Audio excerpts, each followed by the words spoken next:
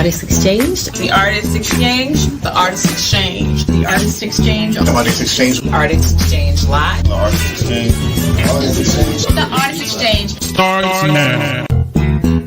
Artist Exchange, The Artist Exchange, The Artist Exchange, The Artist Exchange, The Artist Exchange, Artist Exchange Live, The Artist Exchange, The Artist Exchange, The Artist Exchange, Starts now. Artist Exchange, The Artist Exchange.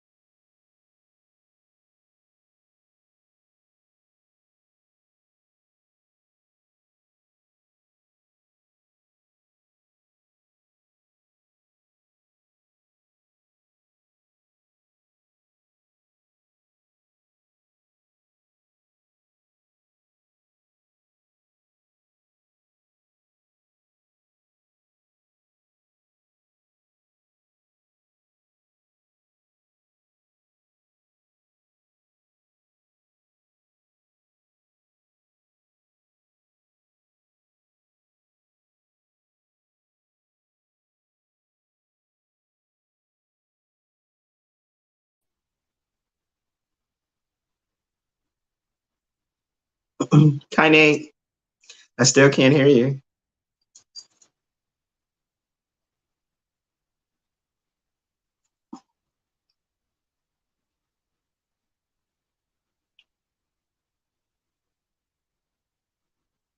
That's it. Oh, Yay! hold on. Let me have to read something. Can you hear me now? Yes. You can hear me? Yes, I can hear you. I can't hear you. You can't hear I'm me? just clumsy today. Can you hear me? Hello, hello, hello. Hello, hello. Excuse me, people. Can you hear me? Yes. Can you hear me? So I can't hear you. Why can't I hear Really? you? Oh, no. Got the mic on, got the volume up. I could hear you at first. Really? Hello, Now I hello. cannot hear you.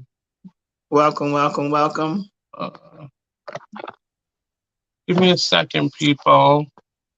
Oh, there you go. You can hear me now?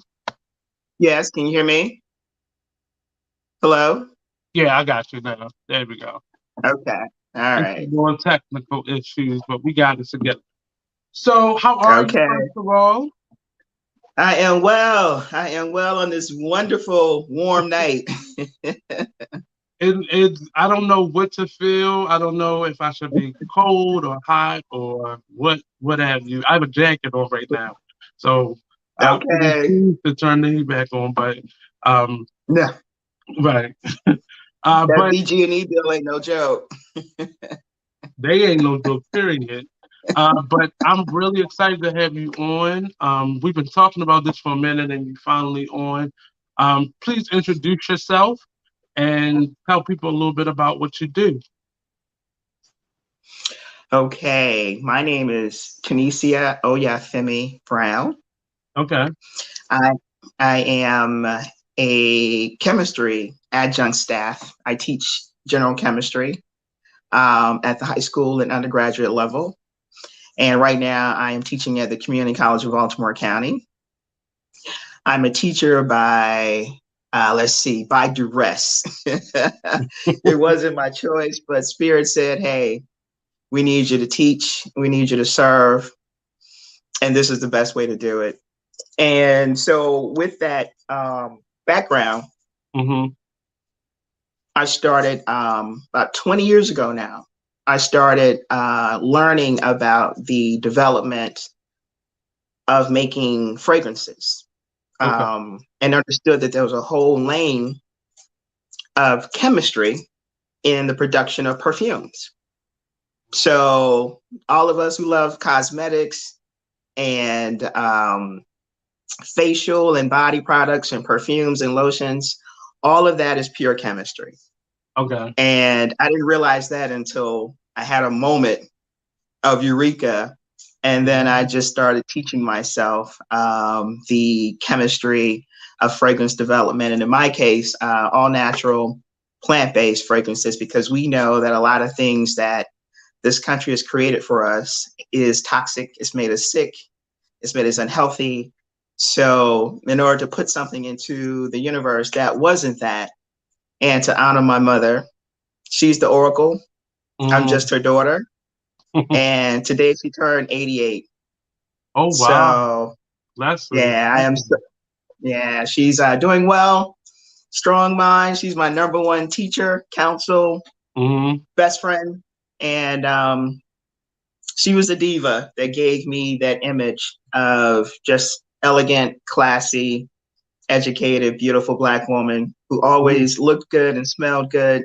And that was the inspiration of building Oracle Oils. And it really, I love fragrance. I still can smell. My mother used to love the scent Woman. I think it was like in the Woman. clear bottle, it had like a brown top on it. Okay. And I could just smell.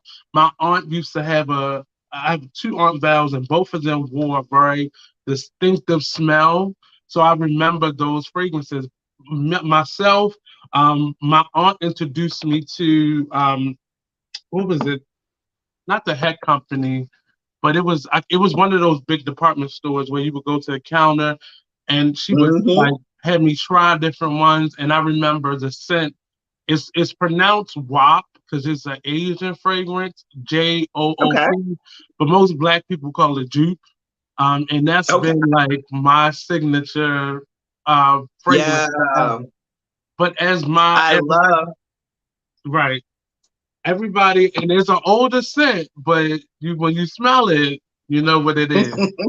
But as I got older, I guess my body chemistry changed, and alcohol-based fragrances just didn't work on my skin anymore. Like I would break out, and I would feel like it's burning my skin. Mm. I tried to put it on my Mm-hmm. clothes, and it didn't burn Right. as much on my clothes, but it was damaging my clothes.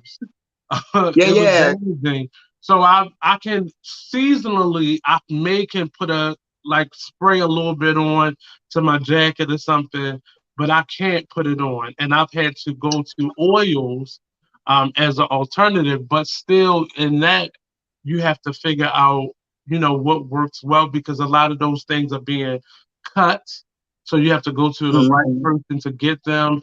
So people don't realize it's a chemistry, but it definitely is, because the wrong buy of fragrance can really mess up your skin. I have allergies, so certain times of the year I can't even, that person that comes into the office and they like, boom, I'm done. I am that person that's sneezing all day, my nose is burning. But did you get into it because you had those types of issues, or was it that you just learned the world of fragrance?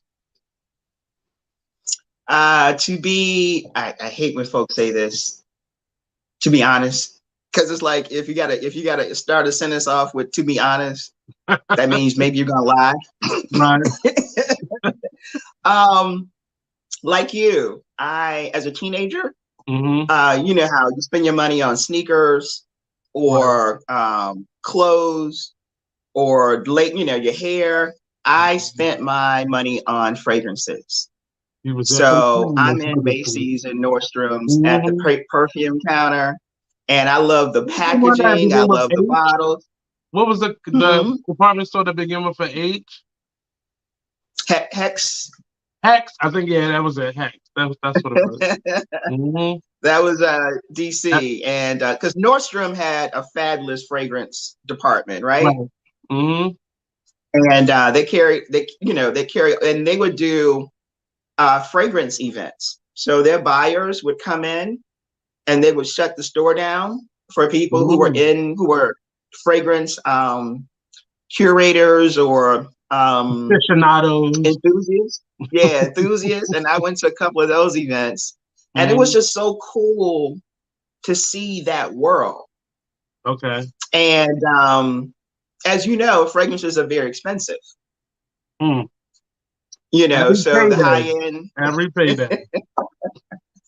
And one day I couldn't afford to spend $100, $200, or $300 on my favorite fragrance. It was a time of hardship. It was a time that that's how I went natural. I couldn't afford to get a perm and get my hair done every 4 weeks.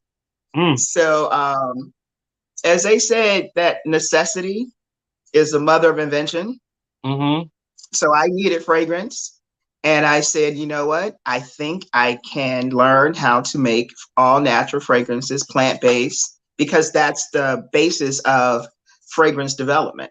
They start with flowers and plants and fruit, and the chemistry is breaking down those raw materials to extract the essential oil, the fragrance, and then you build and create a blended fragrance. Why do they put alcohol in them? I don't want you to give out trade secrets, but why is alcohol? No, you're right. So the extraction from the raw materials, the oils, they are viscous, right? They're thick, right? They're oily, and if people are used to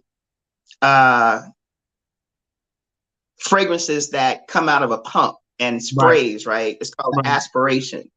So Right. when you mix an oil with an alcohol, it expands the molecules in the liquid substance that gives it that aeration, Mm-hmm. and it gives it volume. So that's why when you buy commercial fragrance, the Eau de Toilette Yeah. is less expensive than the pure perfume, because the alcohol gives it volume and gives it the aspiration that people are used to in terms of a Mhm. fragrance. Because nobody's used to like dipping or pouring. They're used to a spray. Right. Right. And even my products, they're 100% oil based. So when they spray, they don't come out aspirating. They come out like an oil. Yeah, they got to Yeah. drip a And little bit.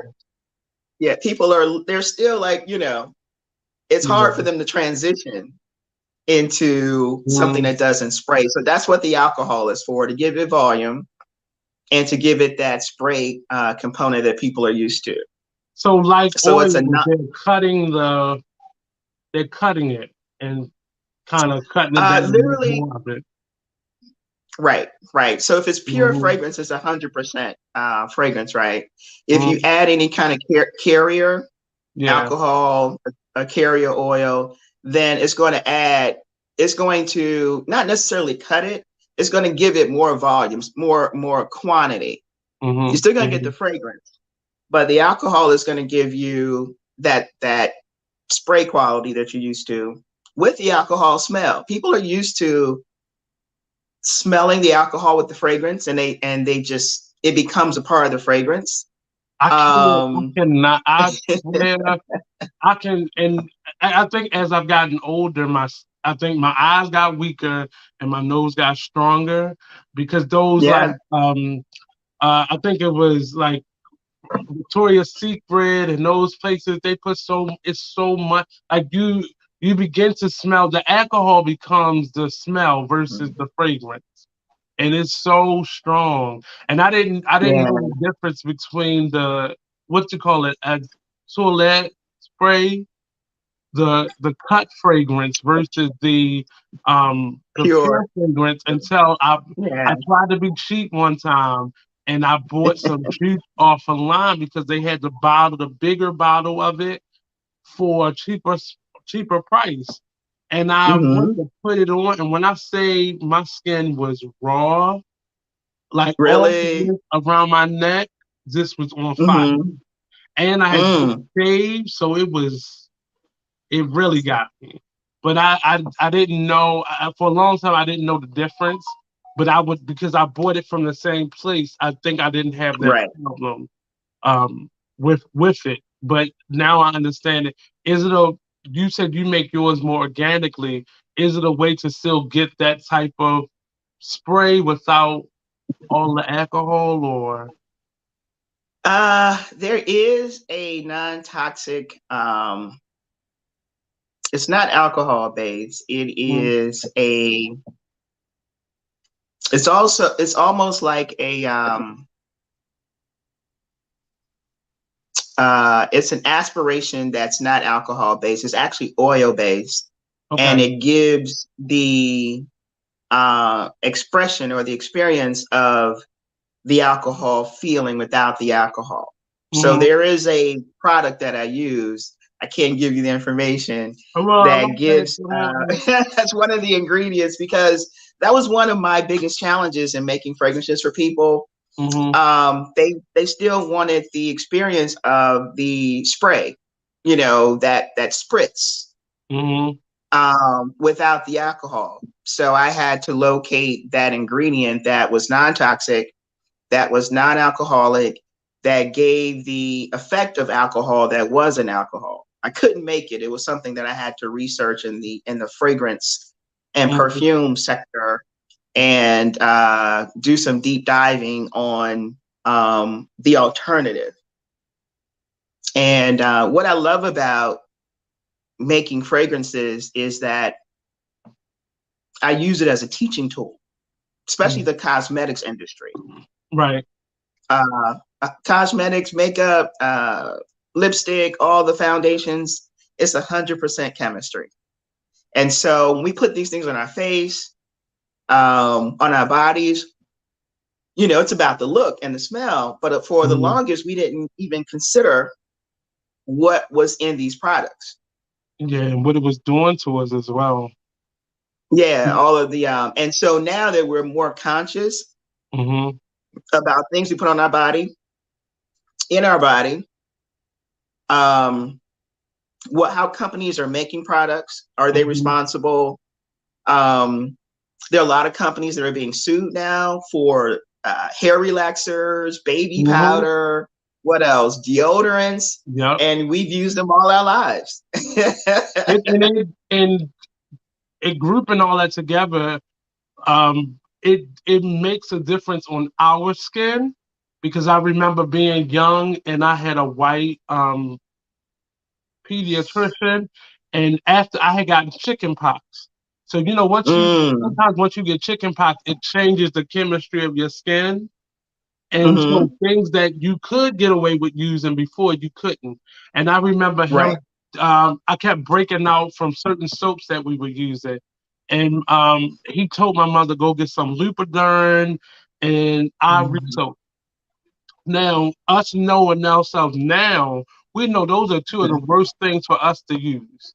And I remember when we moved, my mother had to change my doctor, and we got a black lady.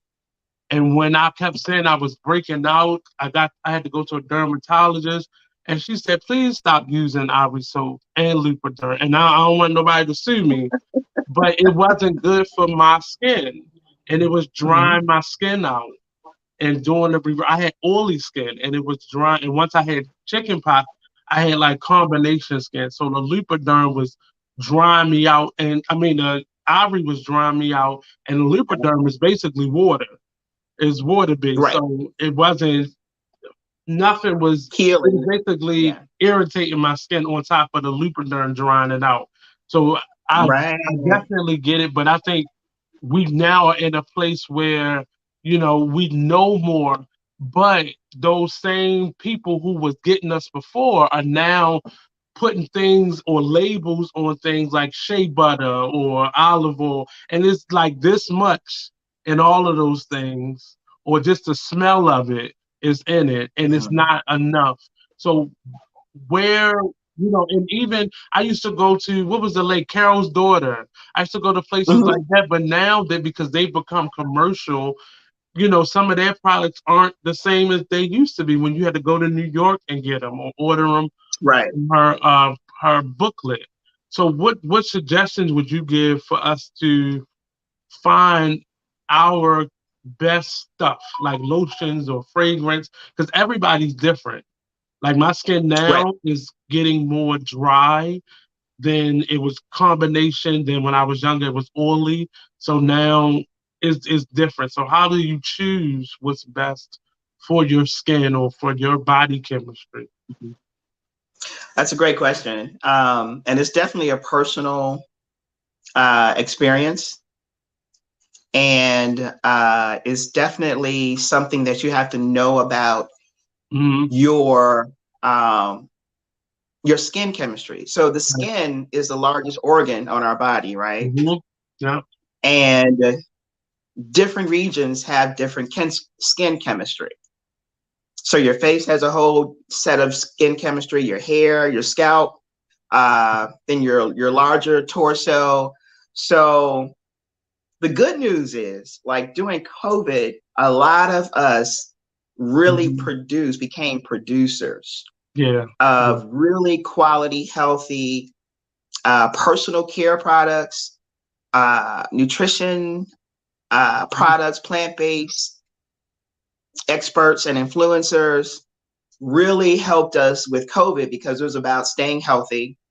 It was about our immune system. It was about making sure that what we're putting in our body and on our body has zero preservatives or chemicals, because we know that in our culture, in the African diaspora and the African American culture, plant medicine has been our number one healer.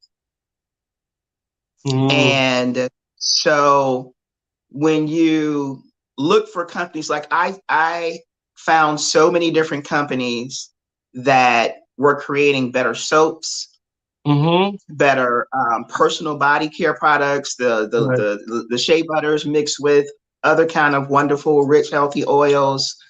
And you can Who feel, else? your body can feel the difference. Because we like to be clean and we like to smell good. Okay, smell But the good, stuff that right? we have been using may be terrible on our skin. Yeah. Before you go any further, I want to, Blue has stopped by. Who? Grace, Mr. Blue has stopped by. Blue. Can you hear us, Blue? You can't hear us? Your sound is off. You gotta fix your audio. I'm gonna take you out, so go adjust your audio.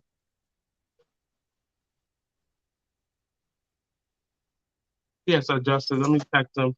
But so we had a question. Well, Quentin, he said he didn't know that there was an alternative to alcohol. Yeah. But he also There said, is. what are the unique properties of melanin, and does that impact your research? What surprises you about the beauty industry? So this is all your fault, Nate. You told me to share this with some friends, and he's one of my friends who's super smart. Yeah. And knows about my background in making fragrances and chemistry. And actually, he's one of my friends. I don't call them clients or customers, who's a great supporter. So like we were talking about what COVID taught me was, really committed to me was, we can spend our money with Black folks 24/7. We are creating products and services that we can find each other and we can do business with. So I've always been a label reader. So one thing about fragrances, they don't have all of the information on it, right? Yeah. But now that people are producing, it's important to read the labels. It's important to know the person that's making your fragrances or your body products or whatever you may use has a background in vegan, non-GMO, plant-based, organic development of things that we put on our body and in our body. So, for example, people don't know that even some of those organic catchphrases are important for your skin as well. And we just think the internal side of us, but a lot of those things matter. Like if you can eat it, you should be able to use it. Right. Those one of the things that I learned during the pandemic. So I use a lot of, I stopped using lotion. The closest thing to lotion I'll use is maybe like a cocoa butter, and that's a last resort, but more so a shea butter, or I use olive oil or grapeseed oil. Yeah. So that's my skin has changed. Like I don't get irritated as much, or my skin don't get dry as much, and you don't even have to put it on every day once you get into a cycle of using it. Right. And I just hope that to answer Quentin's question about melanin, people of color, our pores are much more tighter. Yeah.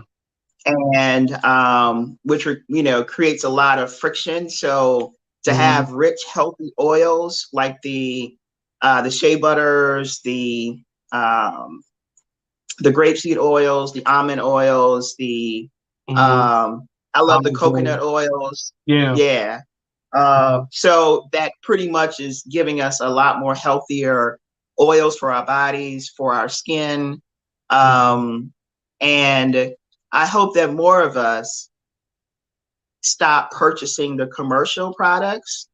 Yeah. And do our own due diligence on research when it comes to deodorants.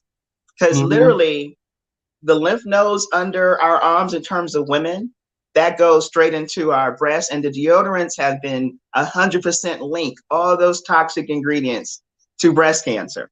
And men too, because men can get breast cancer, but that's when I started researching my deodorants as well, because I would get like a cyst under my arm. And I Or realized a rash, right? right. Or even, like I learned that even good deodorant, you have to still have maybe one or two that you like to use. So Mm-hmm. you have to switch it up because your body changes from season to season. Yeah. So if it's The cold, I pH, the know I pH can of your use body. Yeah. thicker, like the shea butters or like the coconut oils. I can use them on my skin in the winter, and like olive oil or something like that, I have to use in the summertime. Like I've had to, and it's really trial and error, unfortunately, Mm-hmm. because even amongst us, we still have different Mm-hmm. body chemistry. And it's been, when I say it's been very hard trying to find products that aren't astronomically expensive to be Yeah. able to use just to clean myself or just to, Yeah. oils, just to have fragrance or Mm-hmm. lotions and stuff. It's very difficult because even some of our products, a bigger company will buy them and start making them commercially, which takes a lot of the stuff out Yeah. of them that's good for us. I still So love what you, you know Carol's that? daughter. Hmm. I said I still love Carol's daughter. I don't want to be a hater, but it's commercial now. Just saying. That's the tricky part about growth, right? Mm-hmm. When you scale. Mm-hmm. So I've been doing this for 20 years, and I still don't have a website. I'll just keep it 100 because to maintain the quality and to maintain my ability to meet the demand Mm-hmm. um, that my clients and my friends really enjoy, because I'm a one woman shop, from sourcing my ingredients, going to the farmers markets and grabbing, my basil and my herbs and my flowers. I have Mm-hmm. a urban gardener that I work with, and she grows a lot of my ingredients. Um, and it's trial and error, but one thing I know is that less is more. So we always I'm talking about ingredients, right? So if you Mm-hmm. buy uh, a loaf of bread and it has 30 ingredients on it, Yeah. and the first one is unbleached, enriched And wheat rich. flour. Mm-hmm. Yeah, all of that is processing. So you Yeah. can find a quality bread with 5 ingredients, wheat, flour, water, yeast, salt. Right. Right. And so what you learn to do is, I'll just keep Hey, it Marissa. 100. Um, you can you can Google or YouTube, or what are the natural uh, alternatives to Mm-hmm. commercial products like deodorants, like toothpaste. Um, That was the hard one. I'm gonna clean, tell you, that was the toothpaste. I think was easier to find. It is yeah. deodorant. Now I'm gonna just be real. I'm a thick guy, and I got a little hair on my body. That whole non-aluminum thing, that's been the difficult. I either tried the stone, the crystal. So you go ahead and maybe put something, give me a little Yeah. hint as to what direction to go in, because that's the one thing that I have yet to let go. Now I have started using women deodorants because I realized they have less fragrance in them, but Hmm. I still have to switch them up. But that's my last like hold on. I just switched over soaps and shampoo. Uh-huh. I can't. Even my clothing detergent is more natural, but ugh, Right. I can't be out here smelling like no cheesesteak. No, no, no, no, no. It's really important that it was so funny, right, Nate, during COVID, how there were so many campaigns on how to wash your hands, Mm-hmm. Mm-hmm. and the hygiene piece was a big, topic of conversation. And Right. it blew Right. my mind that you had to now talk to adults about hygiene, and so in terms of just the products that we use to take care of our bodies, I've been really just excited to understand the fragrance space in the cosmetics lane, Mm-hmm. and really create an alternative. Number one, that's affordable. Yeah. Number two, that's quality, pure fragrance. So what normally a major fragrance designer would sell as pure perfume, because it's a smaller amount, because it's pure fragrance. Those run about what, 300, Yeah. 350 for a 1 ounce, 2 ounce bottle. It could for a You know. good fragrance, though. Yeah, so the ones that are high end. I have friends who are fragrance collectors, and they go in. It's just their thing. I mean, one of my friends, it was so impressive, it blew my mind. He purchased a bottle of fragrance for, I think it was $1,200. And it's some fancy French perfume. And I'm like, I don't understand, but that's powerful. And I would take Oracle oils. It gets you. I've been that person that travel and smell something because it just, I used to be, because now I can't, my body won't take hold to it. So I buy more oils. But a fragrance, I used to put it on like a young man would, too much of it, because I wanted to smell it too. It wasn't until people started and I realized how to layer it on. But a good fit will set you back. I used to love Tom Ford. I used to love Izzy Miyake. Oh my God. It just, Hex used to get my money every payday. Every payday. Yours too? Yes. Every payday. Yeah, Light Blue by Dolce & Gabbana is still a top fragrance. That's a 30-year-old fragrance. My mother's best friend used to wear that. And oh my God, I used to just sit and I knew that lady thought I was crazy because I would just sniff that lady. Hi, Blue. Hi. Hey. Hey. Can you hear me better now? We can hear you. Good. There's a delay, right? Difficulties. I was having some technical difficulties. Yeah, it seems to be. I think they're trying to pull back some of our internet bandwidth lately. Is that what it is? Because I have no clue, but I know my computer. I was like, oh my goodness. First my phone, now the computer. I don't know what's going on. They trying to tell you to buy another one. That's what it is. Exactly. I was trying to work on it. I was trying to work on it yesterday since it was Valentine's Day, but I guess I got to put in some extra hours. I know. So in terms of your fragrance business, where do you want to, I know you and I have been talking about in terms of this marketing to different spaces and trying to figure out how to get it out there without mass producing it. Because I know that can be, for a small business myself, that can really, expanding can really shut you down.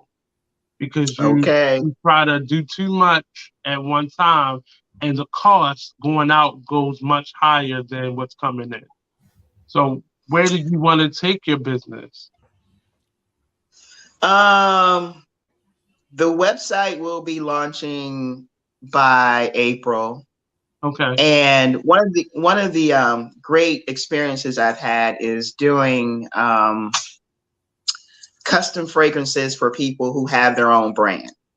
Okay. And they want to add a fragrance to their offerings. One of my best friends and one of my biggest clients is a fashion designer. And he's really industrious about building his brand and building products along with his brand. So he has his own clothes, eyewear. I created his whole fragrance line that included a pure fragrance, an after shower moisturizing oil, and a luxury butter. And so I have 4 of those particular individuals. They're usually artists. One person is a jewelry designer that wanted to add a fragrance to her line of things that she created or that she offered under her brand. And so it's been great collaborating with artists who want to create their signature fragrance. They want to, we collaborate on what your aroma is and what your vision is and why you want to have a fragrance, so we can develop that platform and that story. That's been really powerful because it really gives two artists a chance to tell a story through fragrance. Right. And I don't vend as much as I could because I don't want to get lost in the market of other business owners that provide fragrance beauty products, because it truly is a luxury item. So I'm learning how to vend more. People will definitely buy it, especially if it's quality. People will definitely buy it, and especially if it's a difference between somebody whipping up something and just mixing some things together versus somebody just actually creating it from scratch. It's a difference, and I've been. You're right. When we had this conversation before, like don't underestimate the quality of a customer, because somebody with very little money will definitely spend more money than they have to get what they want. But for you, you are constantly thinking about the price point versus how just the quality of it and just making that balance. So I think once people get a hold of it, people will love it. But you have to, what was the company? Onion, I think Onion, like they scaled up very well. And so now they're in Target and I believe Walmart as well. But they did a great job of having that little space on Charles Street and, having a supply. You're talking about I think it's Onion right. Handmade. Yeah, they were a great of size and scale. Yeah, it's a great. Yeah, it's a great business. I met them probably about 6 years ago. Right. A friend of mine recommended me to meet this couple who were in Baltimore who create their own personal care product, and they became mentors and just really learning from them in terms of packaging, labeling, scaling up, and in that space, the ingredients, the production. So what I had to do in the last 2 years was find a production space, because the growth had really, I think a lot of businesses grew during COVID. They had time to develop. And at some point, you have to take it outside of your home, or you will be rolling over on fragrance and eating your breakfast, reaching over, and it really, at some point, you have to make that decision where you want to do it. To do it outside your home. So I learned from that couple about just the and I could at times I used their production space for few of my big orders. There was a ghost kitchen. There was some opportunity to use that space just to mix, especially the shea butters. That's a lot of labor in terms of whipping and mixing and blending and quality control and things of that nature. But I'm vending more this year. So between, I have a new client. He is a celebrity barber, and we're collaborating on some products for his business in the beard and the hair space. That's required more training because hair chemistry is a totally different set of chemistry when you're talking about the scalp, right? So that's the growth for me. More vending, creating the website, and using my social media more effectively, which I am terrible at. I have work on it. Okay. And I tell you, one of my newest projects is building an art installation about fragrance. Because there's a great history. There's a great, in terms of, it's a part of the fashion world, in terms of the marketing. There are not a lot of people of color in the fragrance space. So I've had a chance to meet the few of them that are. There are less than 1% people of color, African American folks in the major houses that are making fragrances for Estee Lauder, Lancome, Louis Vuitton, because it's such a specialized niche.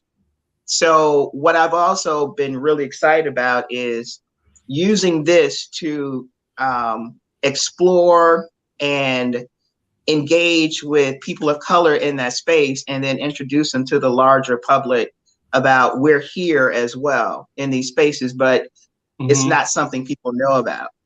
And if anybody, I know the sound was off in the beginning, but as we get into the topic, as you just greatly transitioned us, just building your social capital. I'm about to take it out. Building your social capital is very important because it gives integrity not only to your brand, but to you. In today's world, and I tell people a lot, engagement is really important. Integrity is really important because people have to trust you.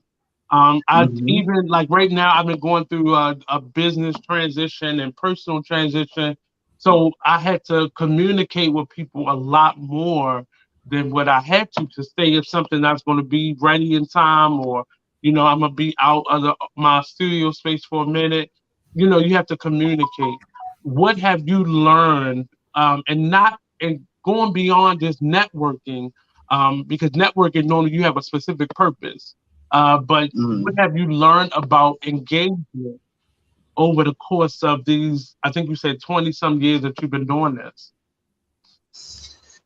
Wow. It's crazy, Nate and Blue. The engagement for me is so organic. And so I am literally a walking engagement tool or resource. Because literally for the last 20 years, it is, oh my God, who smells so good? Who is that? And I love it when strangers interact compared to, as well as my friends. So the social capital of really engaging with strangers, and you have the fragrance conversation, engaging with individuals that I know, and they tell me their history of their favorite fragrance or why they love it. Just hearing the stories. There are a lot of stories. We're storytellers, and people like sharing their stories about a fragrance, like you mentioned. How do you pronounce it? Whoop, not Yope. We call it Jupe, right? I call it Jupe, but it's Yope. It's right. Jupe. It's called WAP. I think it's Japanese, but it's Jupe to me. It will always be Jupe when I pay my money for it. Right. And then, the stories of the memories of a lover or a relationship or a parent, or you were having a great experience and the aroma of sandalwood or kush or whatever was in the space. Oh, goodness. I like all that. Right. Exactly. Yeah. That elevates the experience. So being able to listen and ask questions and create that beautiful smile like Blue, because he's having a wonderful fragrance memory.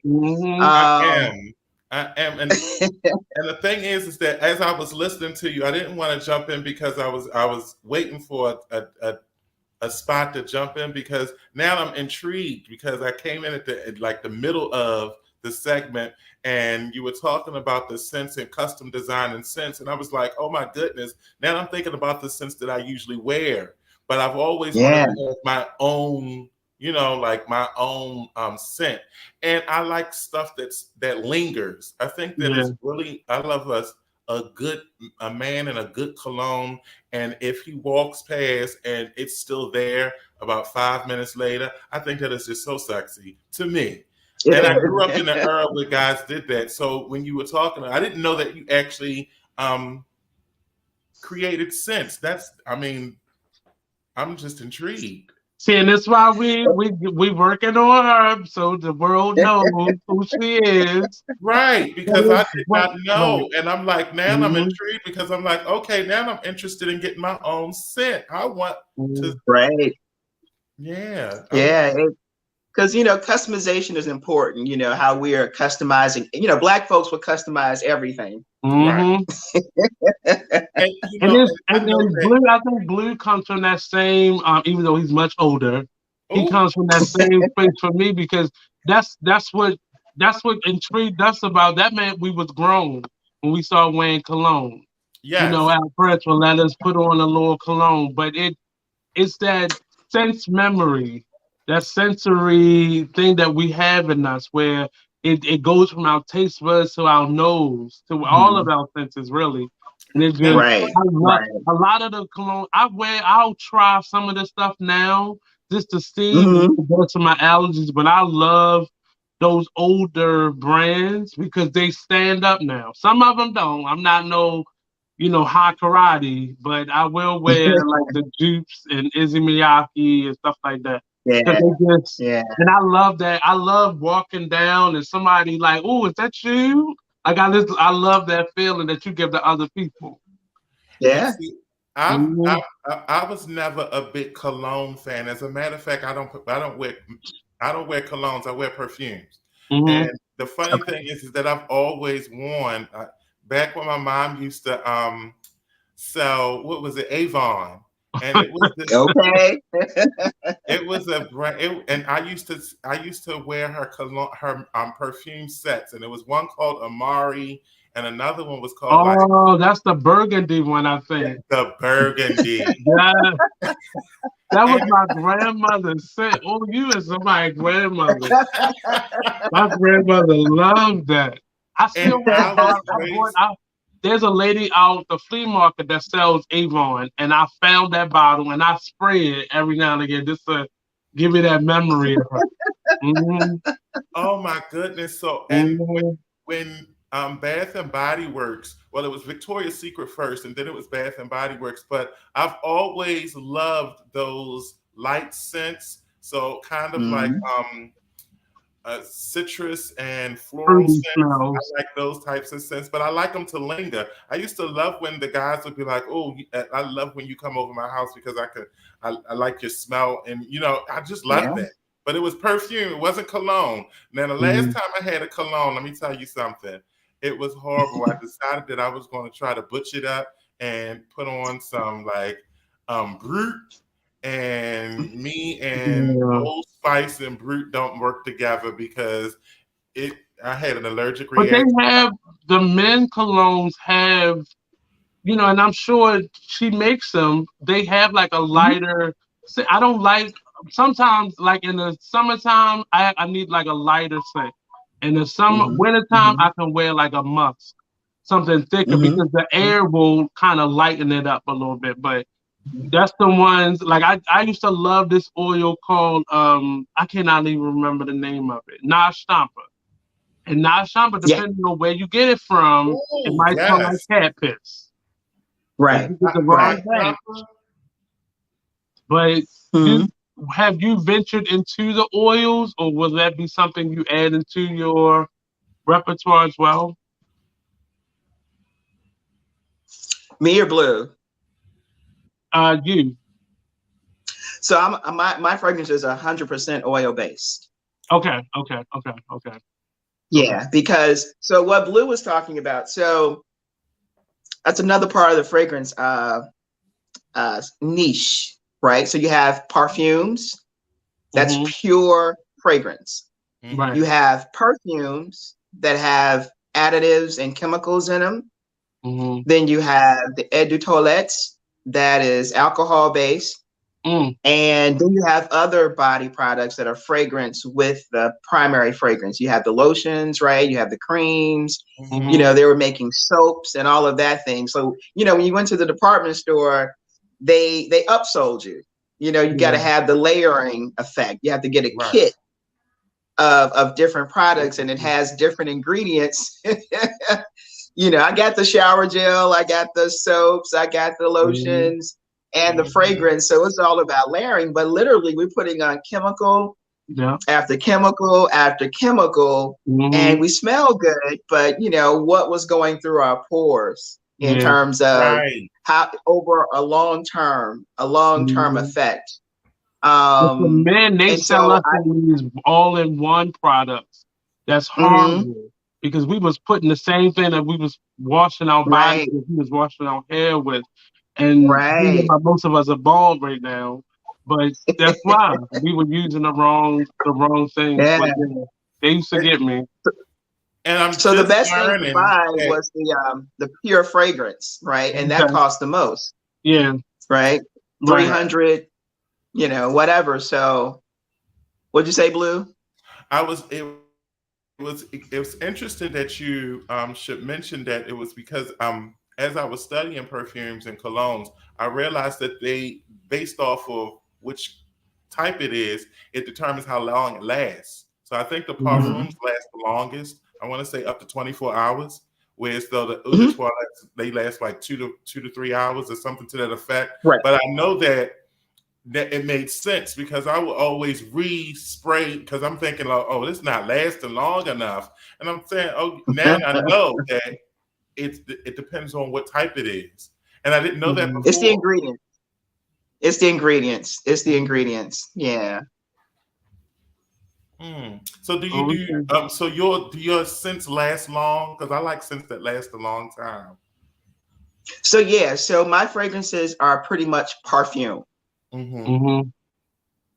Right? They are 100% all fragrance. You know, there are no carriers in the fragrance part. So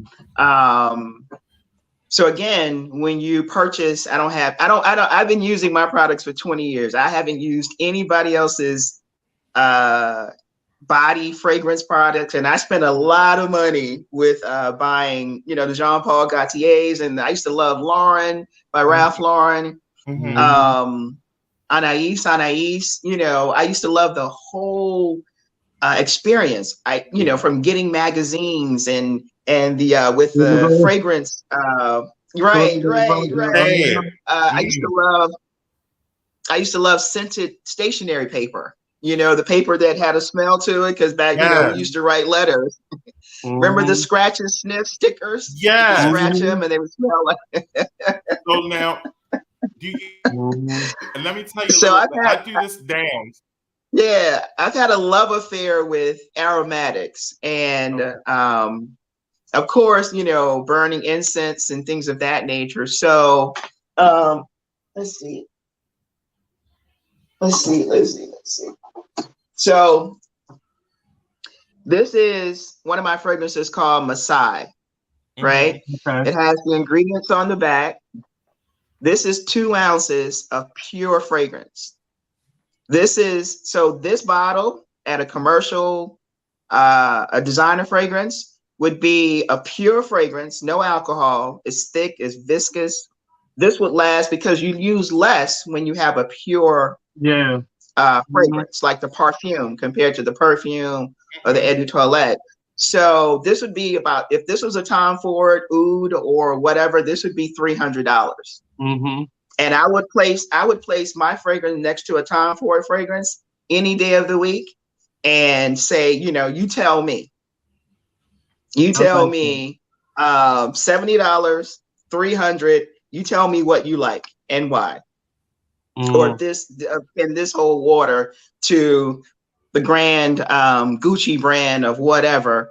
Fragrance DNA, I call it the fragrance DNA. You know, what is the ingredients of the fragrance? Night jasmine, papyrus, guaiac wood, black peppery suede, holy basil, labdanum, and with some other ingredients. You can't give them all, but you don't see any FD whatever or color this or manufacture that, because, you know, so it's an experience. It's an experience, and it is something that I make different types of fragrances, you know, woodsy, like everybody likes oud and the tobacco. Most men like the sweet tobacco, the teak woods. Right now, I'm going through all the grapefruits. I got this thing for grapefruit right now as I prepare my spring fragrances. I have never done a fragrance for the Oracle herself, my mother, and I'm finally launching her fragrance this year. Oh wow! And two of her nicknames growing up was Black Beauty because she was, dark skinned, long black hair, and a majorette. And another one was Blossom.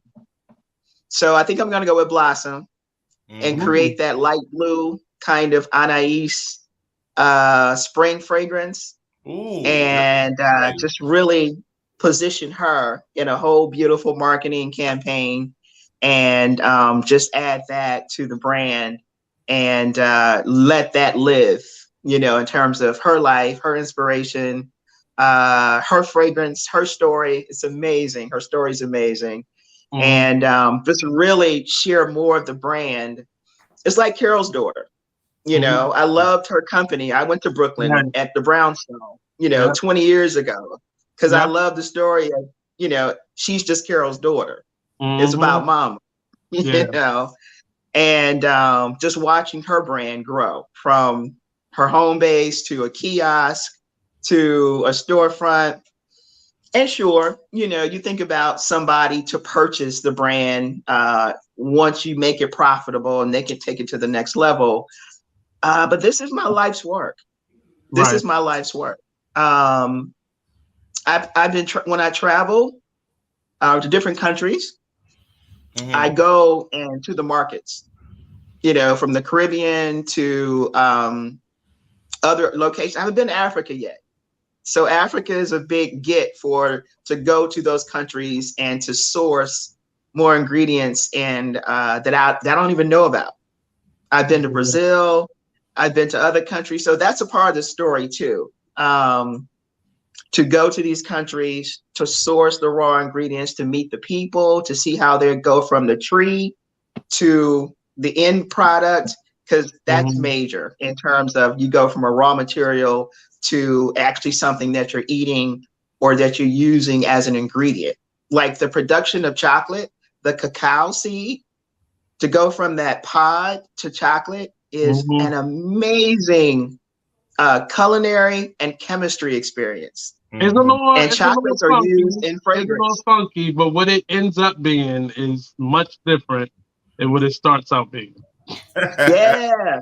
I've taken that journey before, and it's a little funky, but it's such a delicious treat at the end. So that's a great point, because as a food scientist, right? You take the raw material and the funkiness, and as you know how to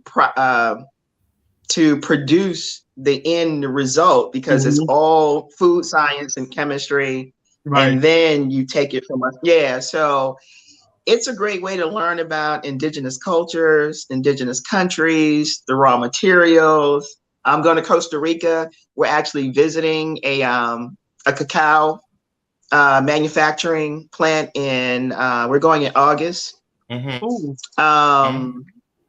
Another friend of mine relocated to Tanzania full time, and there's a spice farm out there. There's a part of the tour. So that's on the schedule this year. So do you guys know the Spice Suite, Angel Rodrigo in DC, this Black woman who created this spice company?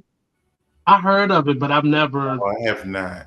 I haven't supported that. Oh my God, this sister is bad. She basically creates her own spice blend, just like we do when we cook. You add a little of this, little that, little this, put it in the bottle, and she has a whole line. But yeah, I was about to say, it's a line created from that. Am I correct?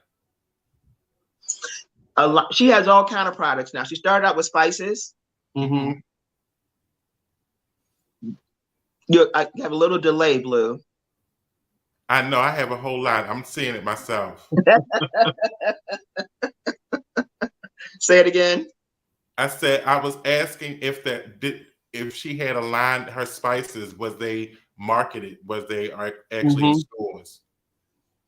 It's called if you go to IG, it's called the Spice Suite. Okay. Yeah. And this sister is, Nate, she is like Chenier in terms of taking Black folks Mm-hmm. to the next level of social capital, social connection, Right. building your brand, just like she built her brand from an idea. She had no intention. She was a vice principal at DC Public Schools, and walked by a building that had a lease sign on it and called the owner and said, how much it costs to rent. And he said, what do you want to do with the space? He said, I don't know. I have no idea. I just know that this is a good location and I'll figure it out later. And the rest is history. 5 years ago. So now she's love doing that type of ingenuity, this jumping out there, because a lot of us are so afraid because we've been kind of molded into this 9-to-5 mentality. But if you have a vision, and it's a two-part system. As community, we have to begin to not just buy from these people, because you mentioned her to me before, and I went and researched her. But we have to, as community, begin to support each other, because it matters nothing if my social capital is phenomenal, but if I can't get that capital to actually partake in the mission, it's really it's horrible. And many of us have built careers with people who aren't even directly connected to us. So that's why sometimes you can know somebody and not know what they do, because they don't look at you as their target audience, because we have gotten to this space where we don't really support each other in the way that we should. And support, as I'll continue to say, does not always mean a sale. It doesn't. It sometimes, I remember doing the You Thought I Was Him play, you came and you took pictures of my stuff and you shared them. Like, just something that simple can mean the difference between a business succeeding or going under. And it really is. And I think we've learned that a lot lately, and people are now starting to use it and market that. Support is now a marketable commodity now, versus, this is something you enjoy. Why not tell people about it? And on the flip side, we talk so much about stuff we don't like. What do you like? What actually do you like? Let me see that on your timeline versus all the stuff that you don't like. Because they look up one day and that business go be, we looked up one day and everybody thought Carol's daughter was going to continue the way it was. And now it's owned by someone else. And I'm not hating on it. Get your money, Miss Carol. But again, we didn't support it enough for it to be able to live on its own, versus somebody bigger having to come in and save it. But it happens. In terms of you, because now hearing you talk more about the story behind it is making my mind go in terms of what marketing could look like for you. What has been the biggest hurdle outside of you not being so tech savvy? What's been the biggest hurdle when you move in this business forward? Just being a one-woman operation is the biggest hurdle, because it's such a labor-intensive process, because there's a lot of quality control that's required, and financing, because what's important for me is to build an inventory. So that means I have to have an upfront capital to buy everything, produce everything. So when it's time to respond to my clients, be it online or vending, that I have product ready to go, because packaging is important. So I spent a lot of time researching beautiful bottles and packaging and label, because it's about the presentation. And that's another market in and of itself. People don't, I mean, that's a whole, people just think, people create their own bottles. Some people do. But it's a whole industry just for packaging. It really That's is. A whole nother. Just think about the bottles. Think about the bottles or the fragrances at the department store. Those bottles are beautiful. Right. How long did it take for you to actually get your stride? Because I know that in the beginning it was probably like you were still figuring it out. But how long did it really take for you to say, okay, now we're cooking with grease at this point? You know what? Talking about social capital, Nate, and a great question, Blue. Baltimore, I have to give Baltimore so much credit and gratitude for helping me find my stride and pushing me out into the light. You know, from Chenier and her weekly hip hop sets at Be More Green, to Nelijah Brown at Flourish. She carries Oracle oil fragrances in her store. It was literally, you smell good. What are you wearing? I told her the story, and she said, I want to place an order. Wow. Brother Nance, brother Juan Nance, he and I are also in partnership. He has created a whole mindful and healing collective called Temple Work Ministries. And I created his brand fragrance called the God Fragrance about 2 years ago now. And it's really, he loves it. It's really doing well. We're building a whole platform and story behind the fragrance, his vision, God bodies, God mission, his mental health business. We're going to make a atmospheric fragrance. So when people are meditating or chanting, that will be the aroma in the room. So Baltimore I have crazy gratitude and support from the city in meeting people like Blue and yourself and the poetry community, the arts community. And what's been great is that I've never been seen as an artist. And now when I walk through Baltimore, strangers and people that I know assume, they said, are you an artist? You look like an artist.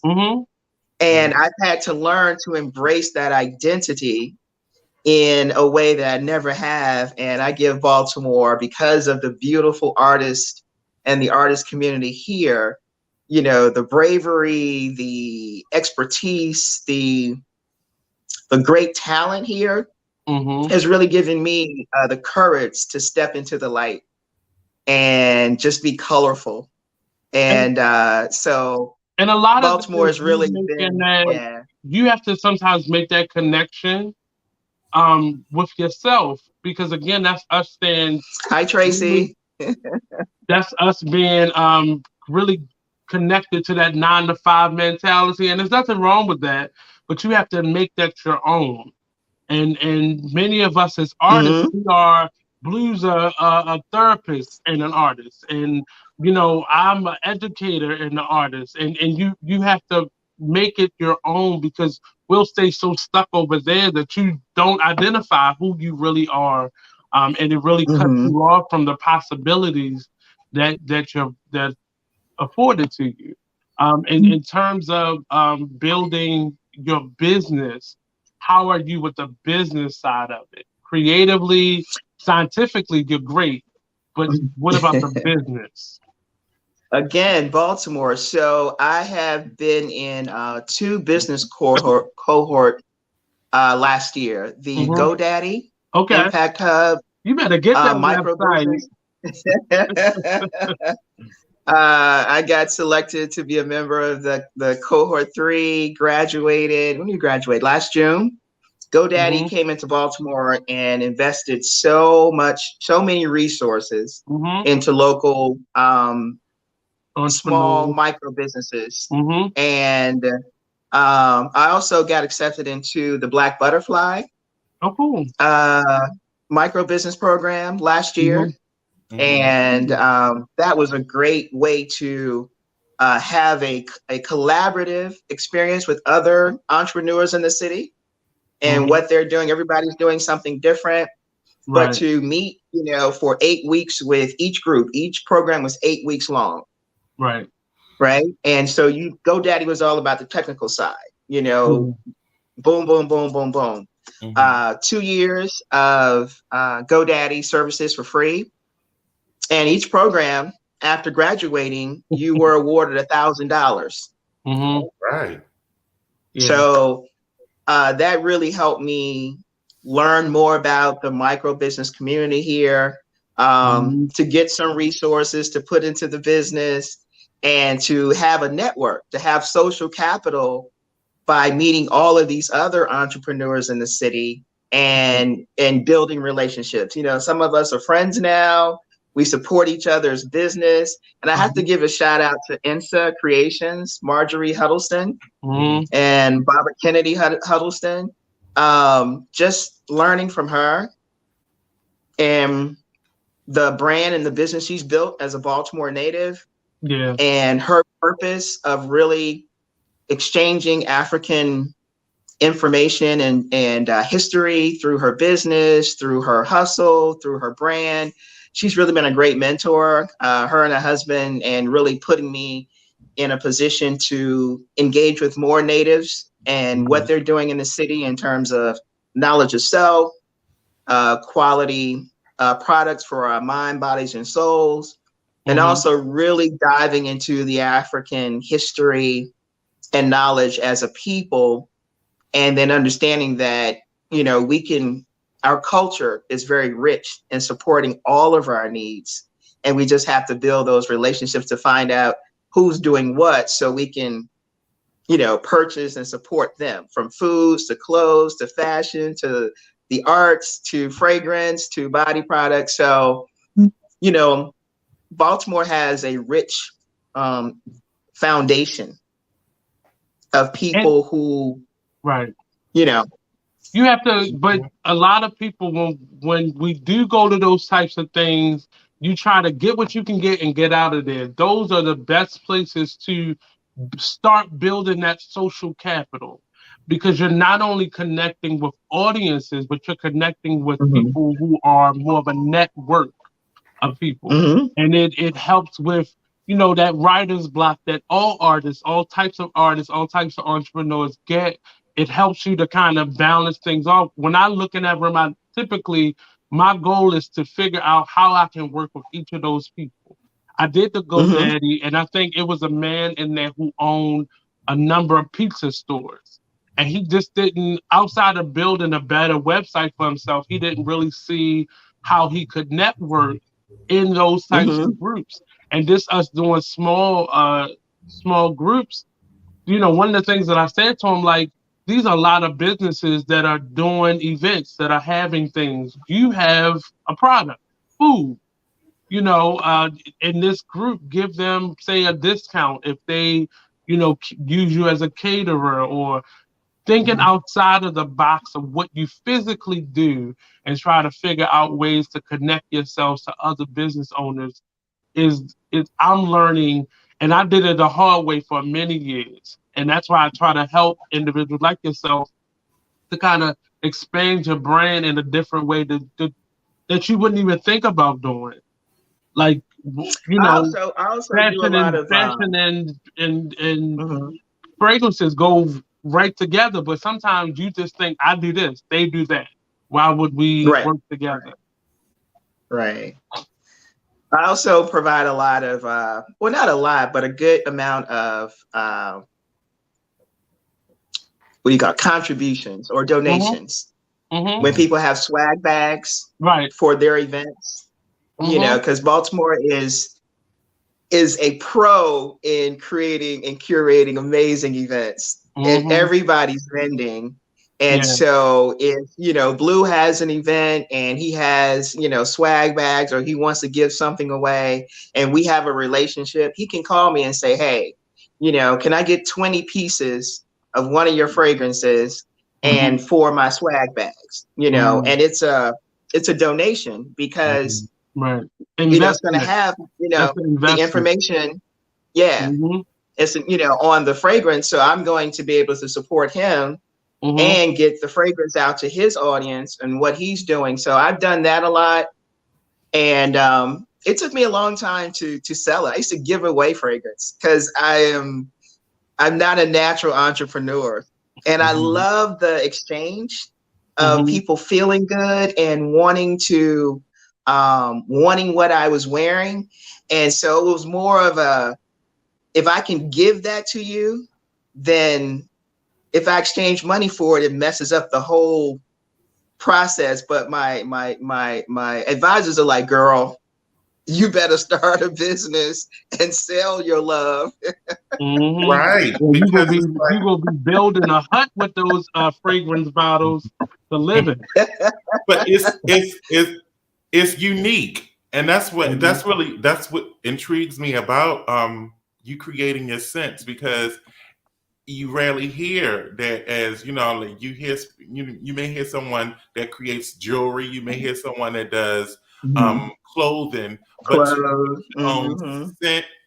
And I remember I took my a group of clients to a candle making.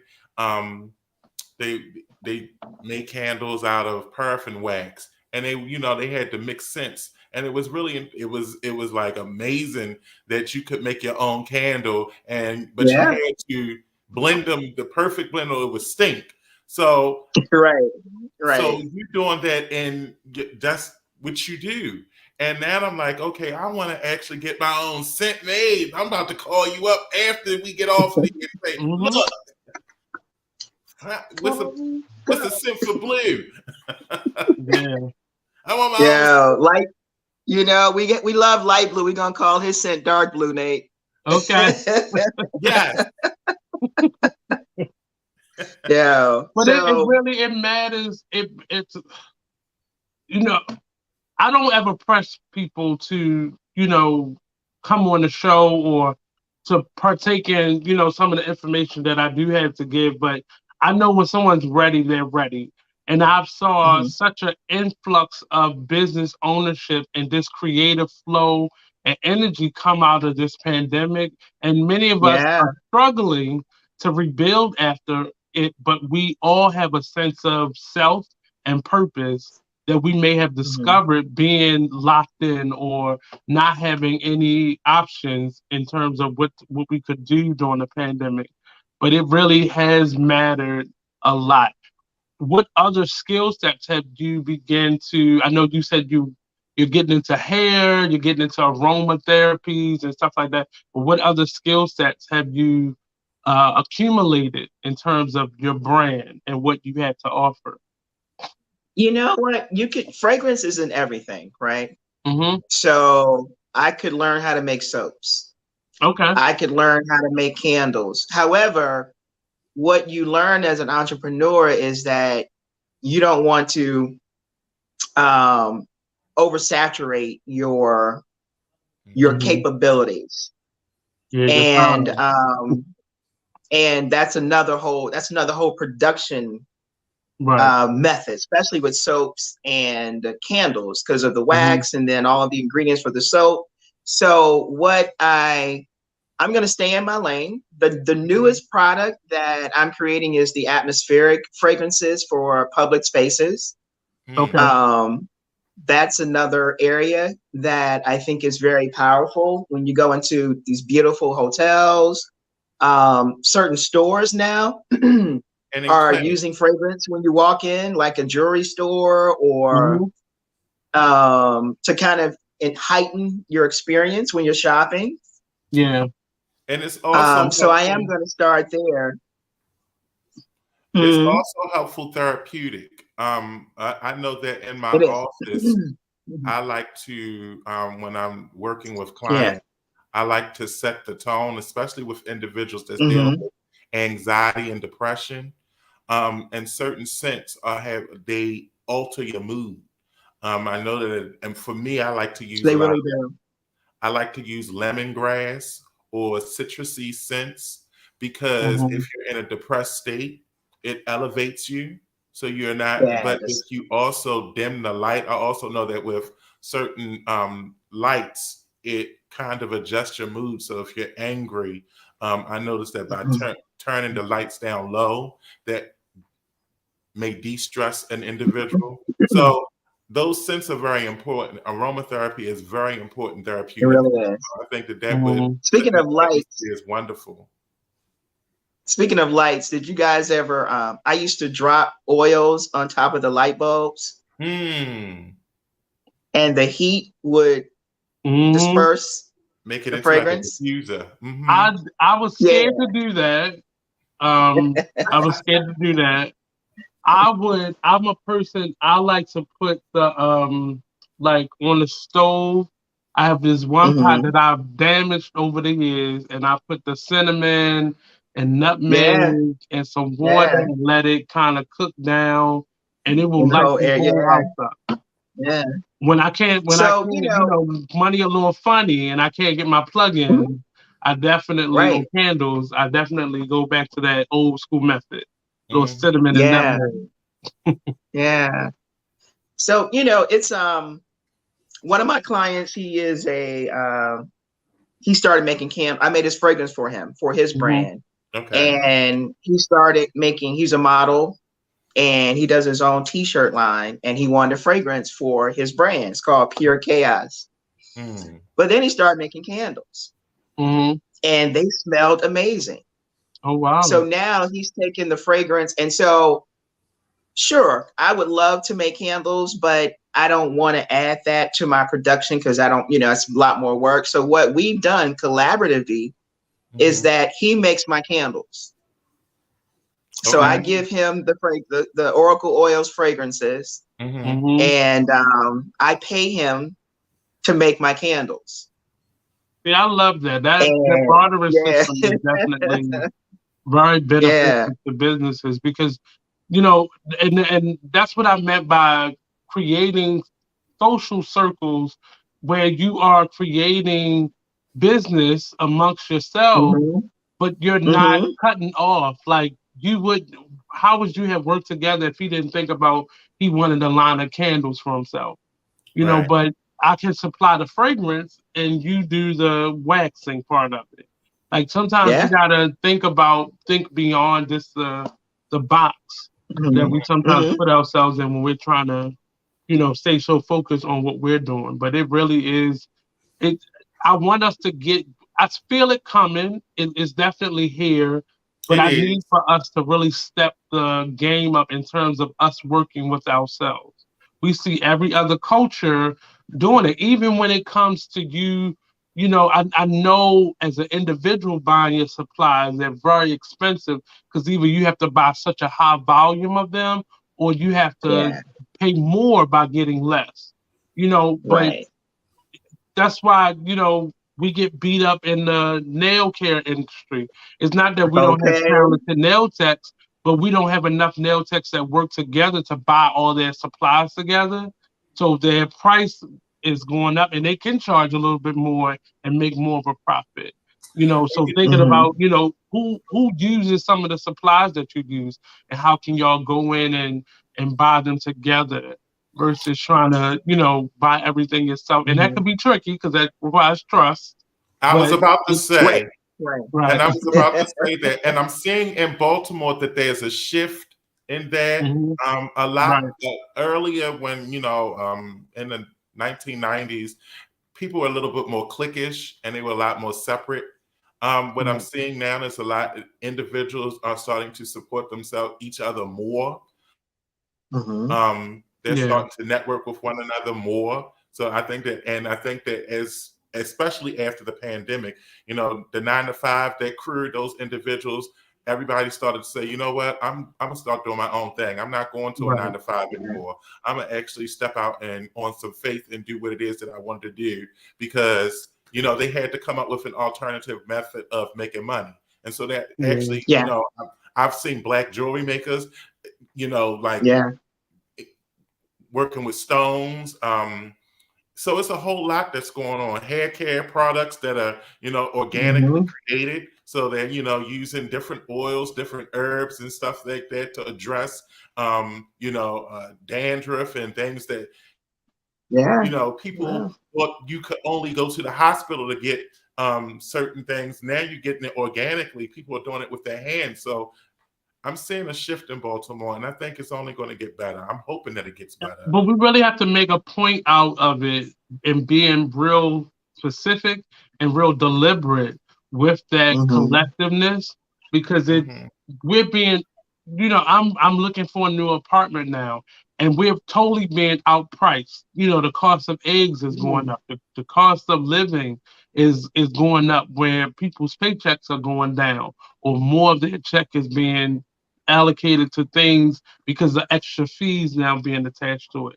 So it really will behoove us to really get ourselves in line with that village mentality again, and trying to figure out ways that we can work together and support each other's business, and not just that whole 90s system of get what I can get and it's all for me. That selfish mentality, because that has spilled over into the last couple generations in a way that these people are all about self. And it's really hard to break people from that system of moving forward. I see the collectiveness building, but it needs our younger generation has to be taught that, so it becomes a part of the next generation. And it's not so much reprogramming people once they've gotten through things in a certain way. But tell us where we can find your fragrance, where we can, how would someone like Blue, how would he approach you to, create his own signature scent? Well, Blue has my number. That's what I want. Blue has my number. So I am on IG under T Brown the Oracle. Okay. And I will admit that I don't do enough product placement and reels. I'm learning. There's so much great information out there. Yes. I've given you your time to study. Now we're about to get to work. I got Right. So folks can DM me on IG, T Brown the Oracle. And I'm on Facebook under my name, Tenecia Brown. There is products and you can reach me via email at Oracle Oils LLC at Gmail. And what I do is I send basically a detail of the products, descriptions, prices, samples, because people have to get an idea of the fragrances I make. So I do offer sample sets. And those are the 3 ways to start the conversation. Custom clients like Blue, it's literally, we build a relationship. Building really high level relationships is very important to me in terms of integrity, like you said, Nate. And really knowing that you can count on someone to keep their word, be it a phone call or return a text. So Blue and I would have a number of conversations about his vision, what he's looking for, his fragrance profile. There's a survey. So my custom clients, it's a relationship. It's literally, I need to understand your story, your vision, because it's all abstract. So you're going to tell me about a love affair. Like my number 1 fragrance is called Seychelles. I've been wearing that for 20 years. Seychelles is the aroma of falling in love. Come on, number 9. So so the fragrance is my interpretation of what falling in love smells like.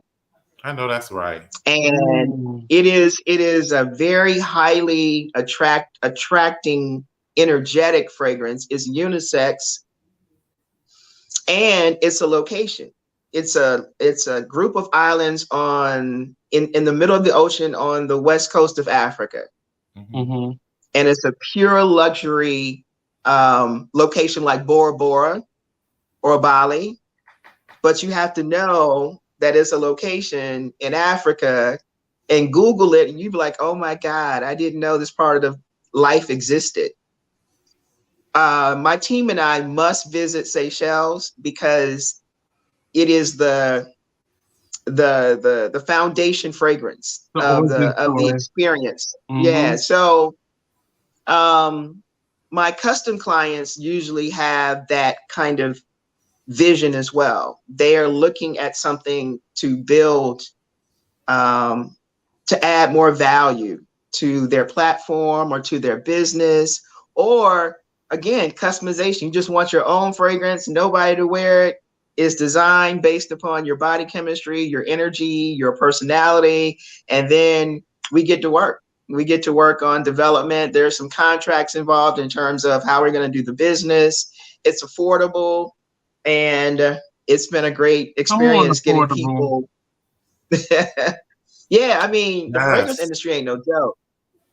Oh, Folks spend thousands of dollars for those bottles to sit on their dresser, and it's a status thing, right? It's a status thing to say I have, all of that.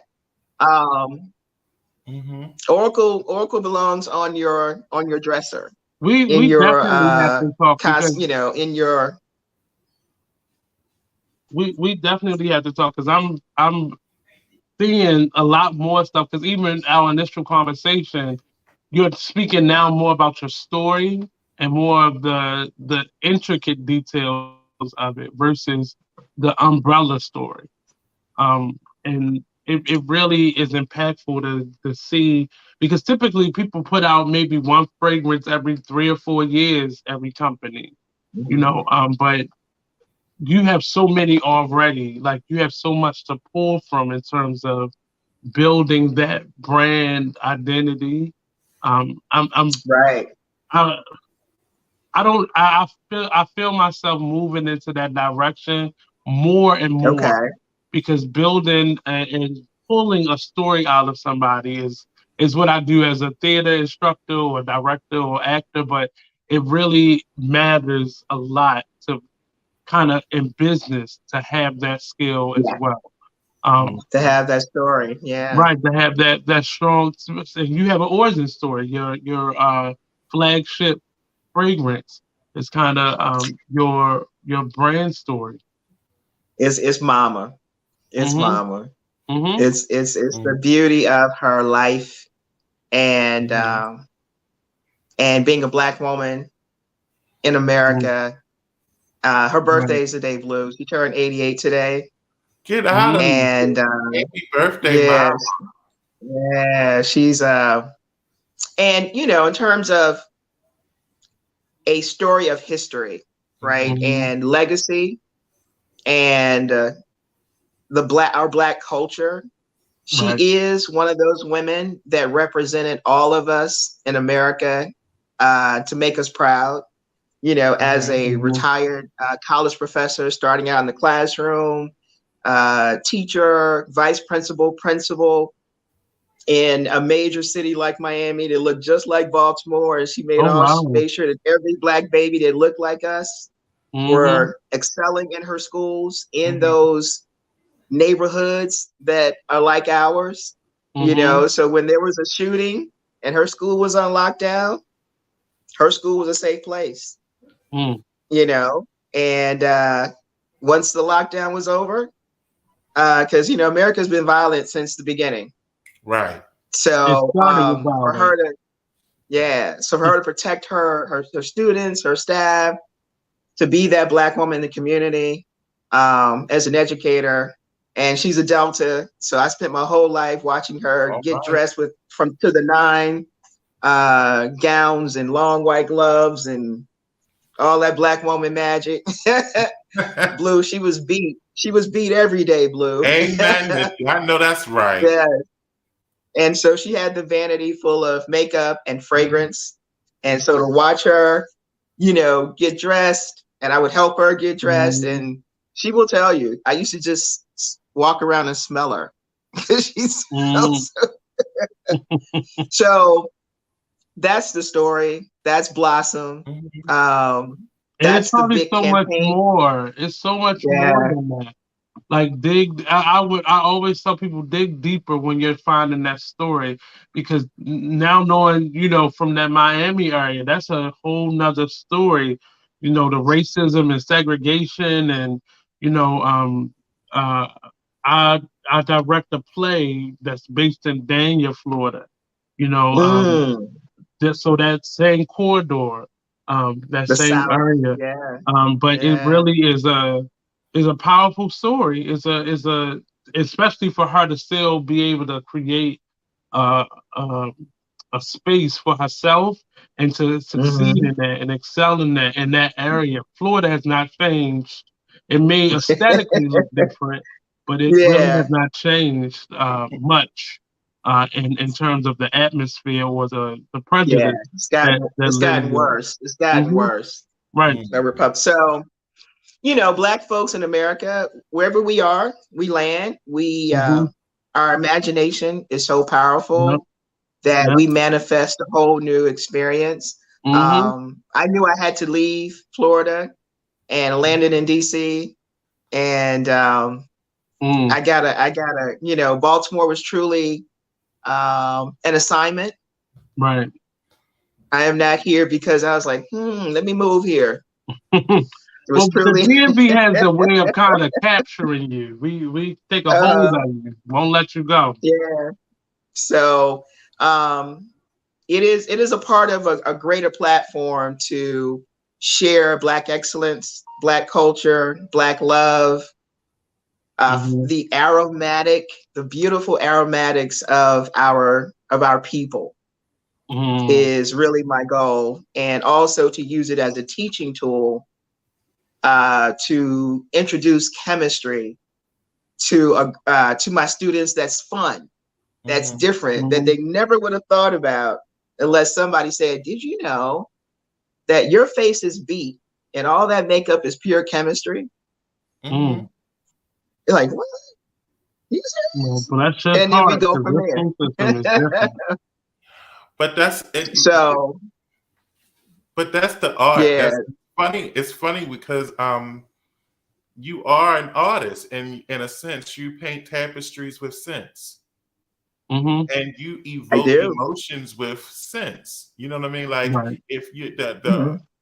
to be able to have a smell that brings back a memory, and it allows you to remember it vividly.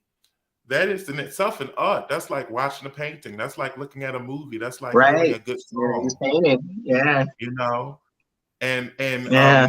I, when you were talking earlier today about what is it, jupe and cool water? Oh my goodness, I instantly went back to high school. Mhm. So instantly, just Yeah. Instantly. like that. So I mean, I think that's an amazing gift and You an know, amazing when it's talent. like, oh, and he smelled good too, or she smelled good, Right, Hmm. right, Yeah. right. That is so. Yeah, I mean, I'm definitely Yeah. interested, and I'm Yeah. definitely want to learn more. We will definitely talk and build. And I think one of the things I'm most proud of is that I get a chance to add something uh, joyful into Right. the Hmm. universe. Something, when you have a conversation, we're going to talk about something, a good memory, um, Right. a loving experience, and it's not going to be based in trauma or a bad memory. Hmm. And adding that to the universe over the last 20 years, like I said, I would give it away because the value for me was that exchange and Right. being a part of somebody's great memory or a positive conversation with so many strangers that have blessed my life. And they become, clients as well. But Hmm. again, it's adding positive, high level energy into the universe through fragrance Hmm. and through science. The science of fragrance has been really powerful. If someone had told me that I could take my chemistry degree and go work for Lancome or Estee Lauder or Hmm. Avon or the big fashion houses and be a Hmm. perfume chemist Yep. and had all that free product Hmm. Yeah. and free access to all those fabulous events that major um, consumer services brands do, Hmm. Hmm. uh, I would have been multilingual because I would have had to learn a couple of languages because it's an international market. lane. Yes. Right. And I would have been able to work in Paris by now or Well, we're not going Switzerland. to speak. We're not going to speak past tense because we don't know what is happening or I'm what's about to behind say, these doors. you could be you may be creating it. I'm speaking into existence, but you might be creating the next Fenty brand. You know, you may be Rihanna may be calling you up tomorrow asking you for how to do that. So. Yeah. You know, yeah. So that's the goal to get a major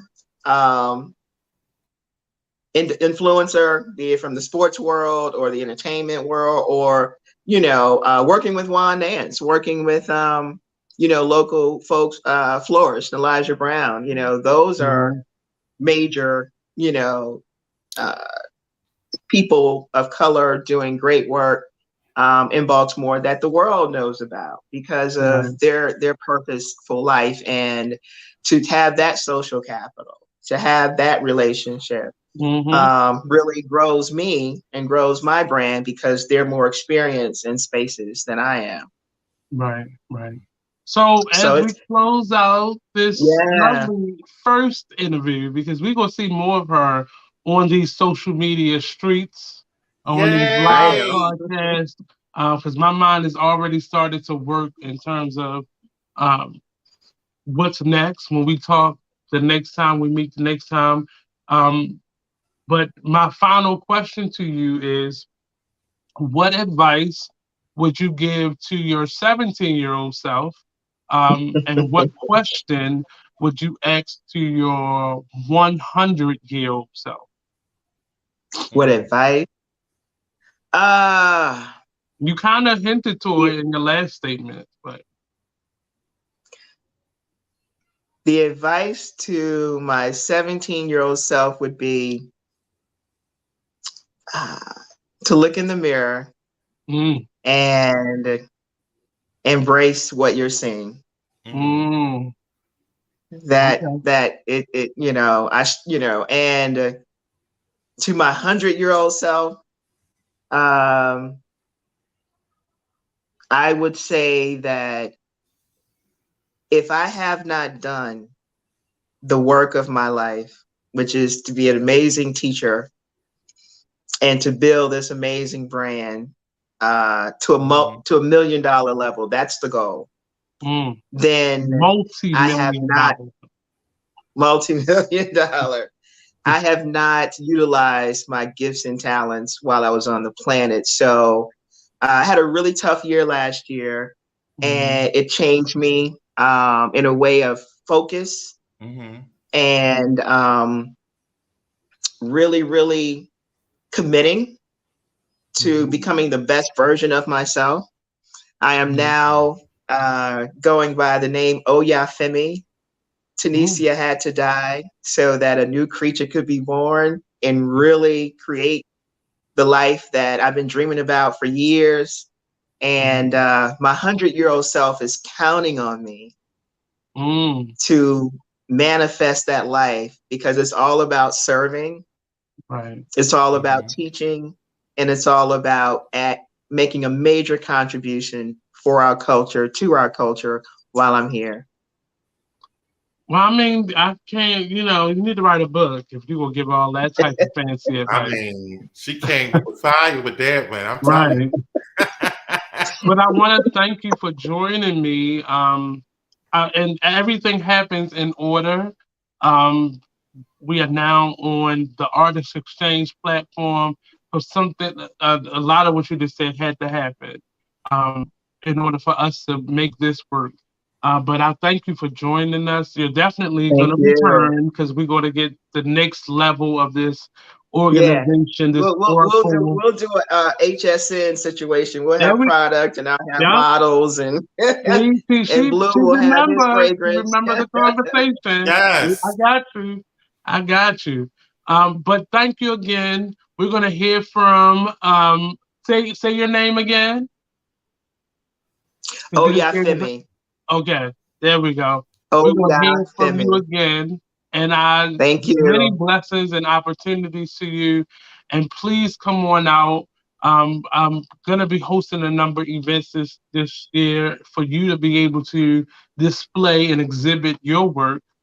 So definitely start thinking about, what that looks like for you. And when you come back, we want a demonstration of products as well.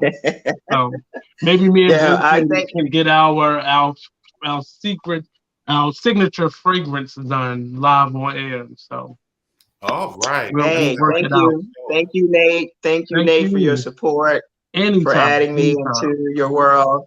Blue, thank you for the love and making sure Absolutely. that I have a home and a place to grow here. Thank you, Absolutely. Baltimore. You see my shirt? Hey, Baltimore. Hey, Baltimore. Hey, Baltimore. See you later. Peace and blessings Bye, and love guys. and Thank you, light. Nate. See you later. Hey, Mr. Blue. Hello, hello, hello. We gotta whenever you put your feet on the ground, because you always out there running. We have a Oh, is lot that we what have a conversation about. I It is this adulting is so ghetto. It is very ghetto. I know, and I've been It trying is to get the so person to find whoever is going to create the time machine so I can take my ass back to 14, and I'm gonna just shut the fuck up and be a mm-mm. child. I'm not going. I don't even want to go. I used to want to go back. I don't even want to go back no more. I just want to go away. Just a whole nother planet. I'm gonna try it on another planet. This planet seemed to have been ghetto from its origins. No, I just want to go back because with my knowledge that I know what's coming in the Okay. future, and I I want was to. thinking about that. I was talking to a friend. I went out on a date yesterday, and we were talking about that. Mm-hmm. And I think that would be a good like if I could go back to. I want to go back to like 14, Yeah. middle school, with the Yep. knowledge that I have now. Oh yeah. Yeah. You know what? I might go back even further. I might go back. I might go back to like 10. I see. I don't want to go back that far. I still need a little freedom. I had a little freedom by the time I was 14. That's You what I know said. what? That's why I don't want to go. I want to go back to 10 because I don't want the freedom. Just sit my ass in the house. I don't want to get off the porch. Yeah, but see, if I have to go back, if I can go back with the knowledge I know now, I have to jumpstart. I don't want no room for sitting around. I want to be Okay. for 14. What's that? No, I'm gonna say maybe so not 10, but definitely like 11, 11 to 13, because I was in middle school then. And what I know now, I could definitely explore Mount Vernon in a different way Yes. and be the artist that I needed to be. And it's not necessarily changing anything, but I would love to go back with the knowledge that I Yeah. had. I would definitely want to go back with the knowledge, because the reality is that had I have known some of the stuff that I know now, then But you did, I'd have been. and then that's what me and my friend was talking about yesterday. And I said I had instincts of the knowledge that I have now. I had those instincts then. I just didn't have much representation in terms of You know manifesting. what? I'm gonna tell you my issue. It wasn't so much. I wish I had my confidence that I have now. Then, Yeah. like if I'd have stepped into my blue, then I would have probably been in a better. You know what I mean? Like I could see me, but I was more so. I was more concerned about others' perceptions of me as opposed to my perception of Yeah. myself. And Mm-hmm. I was looking for what I don't look for now is someone out externally to be my cheerleader. I'm my biggest cheerleader, I'm Yeah. realizing.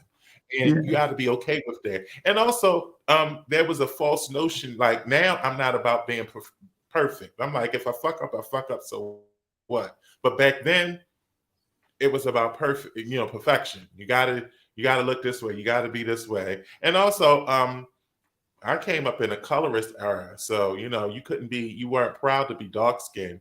You wanted to be light skinned. You wanted to be close to white because that was the in group. Yeah. With my, I'd have been Erica Badu. When I hear some people in the struggles they had, it makes me look at the struggles that I had and really feel blessed, because I'm glad that's not something I had to. I saw colorism, but I didn't have to experience it in terms of it being directed towards me. So Oh I'm yeah, glad, because some things like that, I know people who that has destroyed them as adults, because it's broken them. And yeah. as adults, they feel like it's possibility of getting it back, but a lot of damage has been done. So reversing that is going to be more of a challenge than had they never had to experience it before. Yeah, because that's a real thing, you know. Mm-hmm. And it didn't happen. It wasn't necessarily outside of your home. You experienced that within the family. Inside. So yeah, so you know, and it was passed down in yeah, different it was ways. definitely generational, you know. Yeah. And so Mhm. yeah, that type of stuff, I would definitely change a whole lot of things. But I'm definitely gonna ask her about my own scent. I Mhm. have an idea in my head already. And Mhm. it definitely has to be, I want something I want something that can last all year long. So it They is, have some pretty seasonal, neutral scents to them. Typically in the wintertime, things get a little bit muskier. In the yeah, summertime, you normally want something lighter, and yeah, then you and I can don't, play with the fall and spring. yeah, I was about to say like I like so I like Paris Hilton. I like Daisy. I want to say Daisy is by what? Michael Kors Hmm. or I forget who Daisy is by, but I like it. It's just not strong enough for me. Now this cologne this guy at my job wears, and I can tell when he's in the building. But it's not a scent like you. It's like ugh.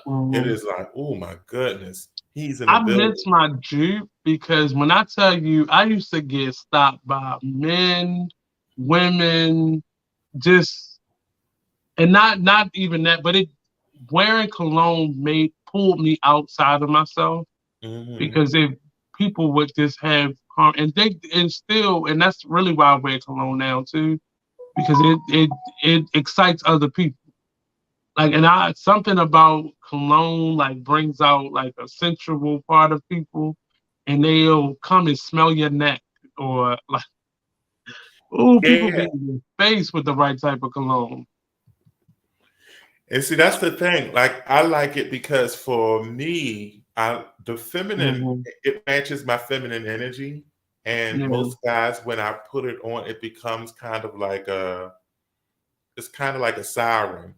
It kind of pulls. You remember, you know, when you the old Looney Tune cartoons or the Tom and Jerry cartoons where they're Hmm. making like a sweet potato pie, and then a scent from the pie would call them over to them, and you're like, Yeah. oh shit, this pie is calling But to me. see, It's I grew summoning up me. with people who had like a favorite scent.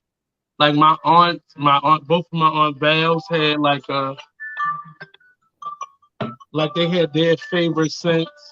So I grew up like seeing that, and oh my, when I say that Jeep would pull anybody. You looking to Mm, pull somebody, men, women, because it's such a neutral scent. It right. has a strong male scent to it, but it's real light too. And that purple bottle, oh my God, Jupe turns me on. It does. But you brought up that Avon scent. My grandmother used to wear that shit to death. I hated it when I was younger, and I have such appreciation when I smell it now because I miss her. But oh, When I I tell hated you that something, scent. if you when you go there, if you find that Amari box I set know with what you're talking about, because the bottles were burgundy. yes, The and it had it had a powder mhm. to it, and The That was deodorant. her scent. You couldn't tell my grandmother nothing when she sprayed that on. My mother had all of them. She had it was one called Black Magic. Yeah. It See, was in a I think black Avon bottle. has gotten better too because the men colognes at Avon used to be trash. I didn't even know they still had Avon. Avon not going nowhere. Yeah, that's like And it's managed by an Asian woman too. So you know that whole market is they done yeah, transformed that whole company. But you can there's a out the flea market, there's a lady who still sells Avon product. And I'm sure she has it. oh, And I'm gonna it's have to go normally out there. cheaper if you get it from her. I'm gonna have to go out there because I love I me used that to sell Avon. And I used I used to order Avon when I was working as mhm, a security officer. One of the ladies there, she would take orders and she'd be like, I'm taking Avon orders every mhm. week. And then 2 weeks later, she would come back with all of our stuff. And that damn, I don't know if the lady is still there, but there used to be a headquarter office for Baltimore, right in the bottom of Mondawmin. I believe, yeah, it Mm-hmm. was.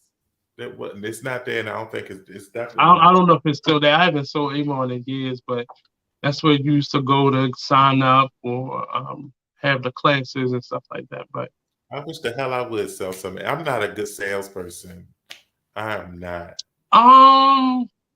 In my early 20s, I did a lot of programs like that because I was very shy and it just brought me out of my shell. But I'm still not a salesperson. My Yeah, biggest client was my grandmother, and that's because she loved that that damn perfume. yeah. Skin So Soft. I did like that. It just had a funky after smell to it. I didn't like but Uh, she had that Amari in she had it in the lotion and the shampoo and the body wash. She had the whole. That's I how I just know what color it was. It was burgundy. yeah. It was the deodorant. I remember the Uh-huh. deodorant, the The deodorant. spray. They also had shimmering powder. Yeah. Yeah, because let me tell you, my mother, if she didn't know I was gay, she was blind because baby, I wore her perfumes No. out. She'd be like, "Why'd you wear my perfume?" And I'm like, "Cause I like it." Yeah. It was And let me tell you, something.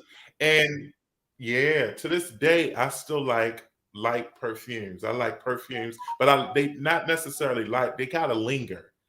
But I don't. But see, that's why I started wearing colognes because I would like my teachers or the men at church or when you walk past somebody and it has like that. I always love that breeze factor when somebody Mhm. walk past you and you just smell it in the wind.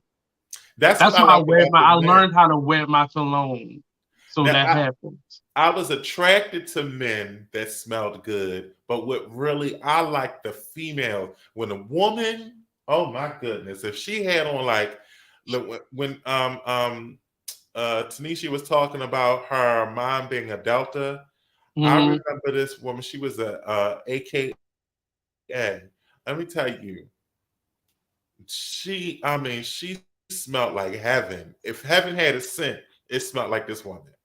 I was like, it smelled like it. Whenever she walked past, you just was like, oh my goodness, she smelled beautiful. And I was like, that's what I want. And it just changed your mood. It was like, oh my good. You just wanted her around you just to sniff her. And I'm like, yes, that's what I want. Yeah, I want people to notice me by my scent. I'm gonna have to But find it that wasn't no cologne old because I fucking think they spice. just Because it's let me tell you, I think they stopped making it though. Old Spice wore my ass out. When I See, tell that's you, I never liked none of those scents like that. I never. I I remember my was mother like my first set was like an Old Spice and it was a brute. No, it was brute. I uh, couldn't. Those smells are too strong. that broke me out from head to toe. But brute. I had Old Spice. I actually had chemical Mm-mm. burn. Yeah, that's that old Uncle Charlie type of cologne. I can't wear none of that. Mm-mm. First of all, Old Spice is for men who do hard labor work. They work with metal. They dig up ditches. They lay down railroads. That it's a different type of funk for Old Spice. My body chemistry is made. It's not like body, you gotta have like it is too strong. It was too strong for me. Yeah, I remember I have a picking out when I summer's was eve. younger. Yeah, I have a summer's eve, Massengill. I have a light body. Oh, like my body is delicate. Oh I my can't. God, he'll turn any show into this debauchery. What? No, It, it's not. It's no. I'm just saying that my body isn't made for heavy scents. A lot of perfume. Like if it's real strong, I can't. Even soaps. I'm not. The funny thing is that you were talking about Ivory, and Ivory soap was one of my favorite soaps because it was light.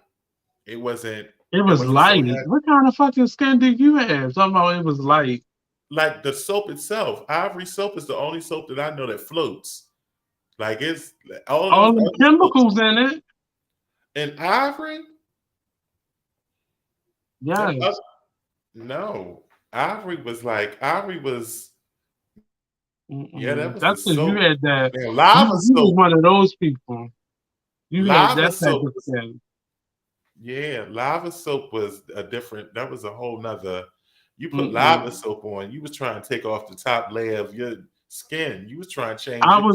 I've always had to use Dove, and then I was able to use Caress at some point, but I can't use it all year long. But like I have to stay clean because I had to start using like until they start making more natural soaps.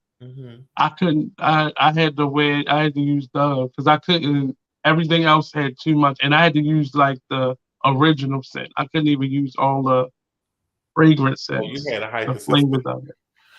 I was my other scent is Dial soap. That is the fucking laundry detergent. I'm sorry, I cannot use none of that. You have some tough skin because I can't use none of that. I'm gonna Dial. feel it. I I'm can not use. gonna feel clean. I One can use and two, it's going. Coast. You know how your back may be sweating and it feel like just a bunch of pricklies on your back. When I use soaps, that's what I feel like all over. Dial. I can use Ivory soap. I can use lava soap. I can That use. Lever 2000, all that. Yes, I No. can use that. I can use Coast. And I think that's it. Anything else? All that feel like sandpaper on my skin. I can use Dove. I can use all of those scents. Those scents aren't. That's not too bad. But when you start getting into Brute and all of that was Old Spice, I can't use none of that. None of it. So you know, this is the third episode. I believe it's the third episode, right? Right. Congratulations. Episode. Well, I don't know if it's is it my computer that's delayed? Because my thing was, it was like, it may be just the speed of your internet. Your internet may be slowing down. So you may have to, if you're on your laptop, you have to plug up your Ethernet cord. So wherever your box is, your internet box, you have to, that yellow cord that it came with, you have to plug that directly to your laptop, and it'll run a little faster. Okay. Sometimes I was like, in certain areas, because you live in a real heavy residential area, it's gonna slow down because everybody at home right now. I said, what the whole hell is going on? I ain't like that. But this is episode number 3. I've been slowly getting into the mood of things. I'm just telling everybody, this beginning of this year has started in a very weird way. So I'm just telling people, just protect your energy, protect your mind. I don't know if we in retro. Is this retrograde or something? I feel like it, because Lord. We but came out of the retrograde. We just came out of it? Well, yeah, we came out of retrograde. in February. I want to say, the beginning of February.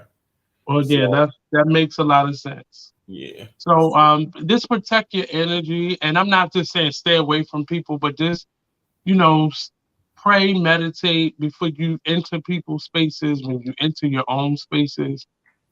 It's a lot of it's like an atmosphere that I feel like going on right now, and just letting people know this protect your energy a little bit better. I fell victim to that. I got sick out of nowhere. I never get sick, or I have not gotten sick like this in a long time. Mm. And just out of the blue.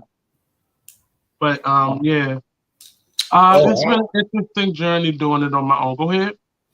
I said, yeah. Well, I had to pull back, in January, and you know what I'm saying. You just have to sometimes have a moment to recharge, and so. But you have to get better at knowing when that's coming, because sometimes we try to fight through stuff and it makes stuff worse than what Yeah. it already would have been. Trying to just muscle, because that's what, as Black people, that's all we know how to do is get through and get by. And sometimes that life is a lot. It's definitely a lot. And I found myself in my own space and kind of secluding myself. And when I get to that place where I feel like I'm nesting, it's not gonna look good. Also, I wanted to finish off today's show with, I know for the last year or two, I've been talking a lot about the school system, but we have to get our young people in a space where they are ready and prepared for that environment. Right. Stop sending your children to school not prepared. I had an incident on Friday where I went back. I have not been in the school system since October, and I went back since the end of October, and I went back, and it was, sometimes you tell yourself, okay, this is why I'm doing this, but it's not where. And for years, I was able to cover myself with my skills and my talents. But when you're not supposed to be somewhere, it becomes very apparent the more you try and you force it. Right. So really, and this is to anybody in any workplace of mine. Mine was just the educational system, but yours could be the Social Security Administration or the post office or wherever you find yourself. Your body is telling you and your mind is telling you when it's time to exit. Listen to yourself. And Bills will be bills, will always be bills. Go ahead. We have to, and I'm pushing this on a lot of anybody, well, just people that are in the working field. Self-care is very important.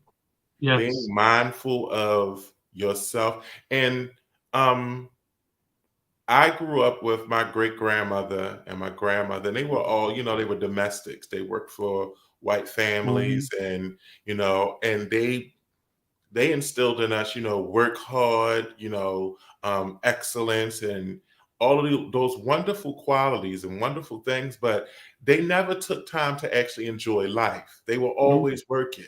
You went home and you went right back to work. So I was raised in a situation where my grandparents and they always were working, and it kind of instilled in me the habit of working to the point where you're overworked and you're not really aware that you're wearing yourself out.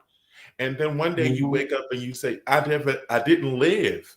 I was working my entire life, but I've not actually lived. I didn't enjoy any of the stuff that was going on around me. And even those little moments where you actually go out and you may go out to eat, you may go out to a dance or something of that nature, it really wasn't enough in comparison to the amount of time that you spent grinding and grinding, trying to make ends meet. And it's like, you work to pay bills. You work to make someone else's livelihood better. And that is that's not what life is all about. And so this year, at the beginning of the year, I started the year off with this kind of taking it all back.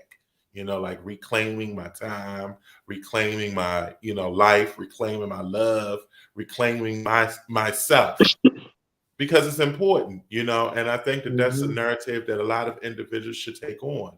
They should just reclaim themselves, reclaim their time, reclaim their life, reclaim their love, reclaim the stuff that they've given freely to everyone else, and everyone's exploited.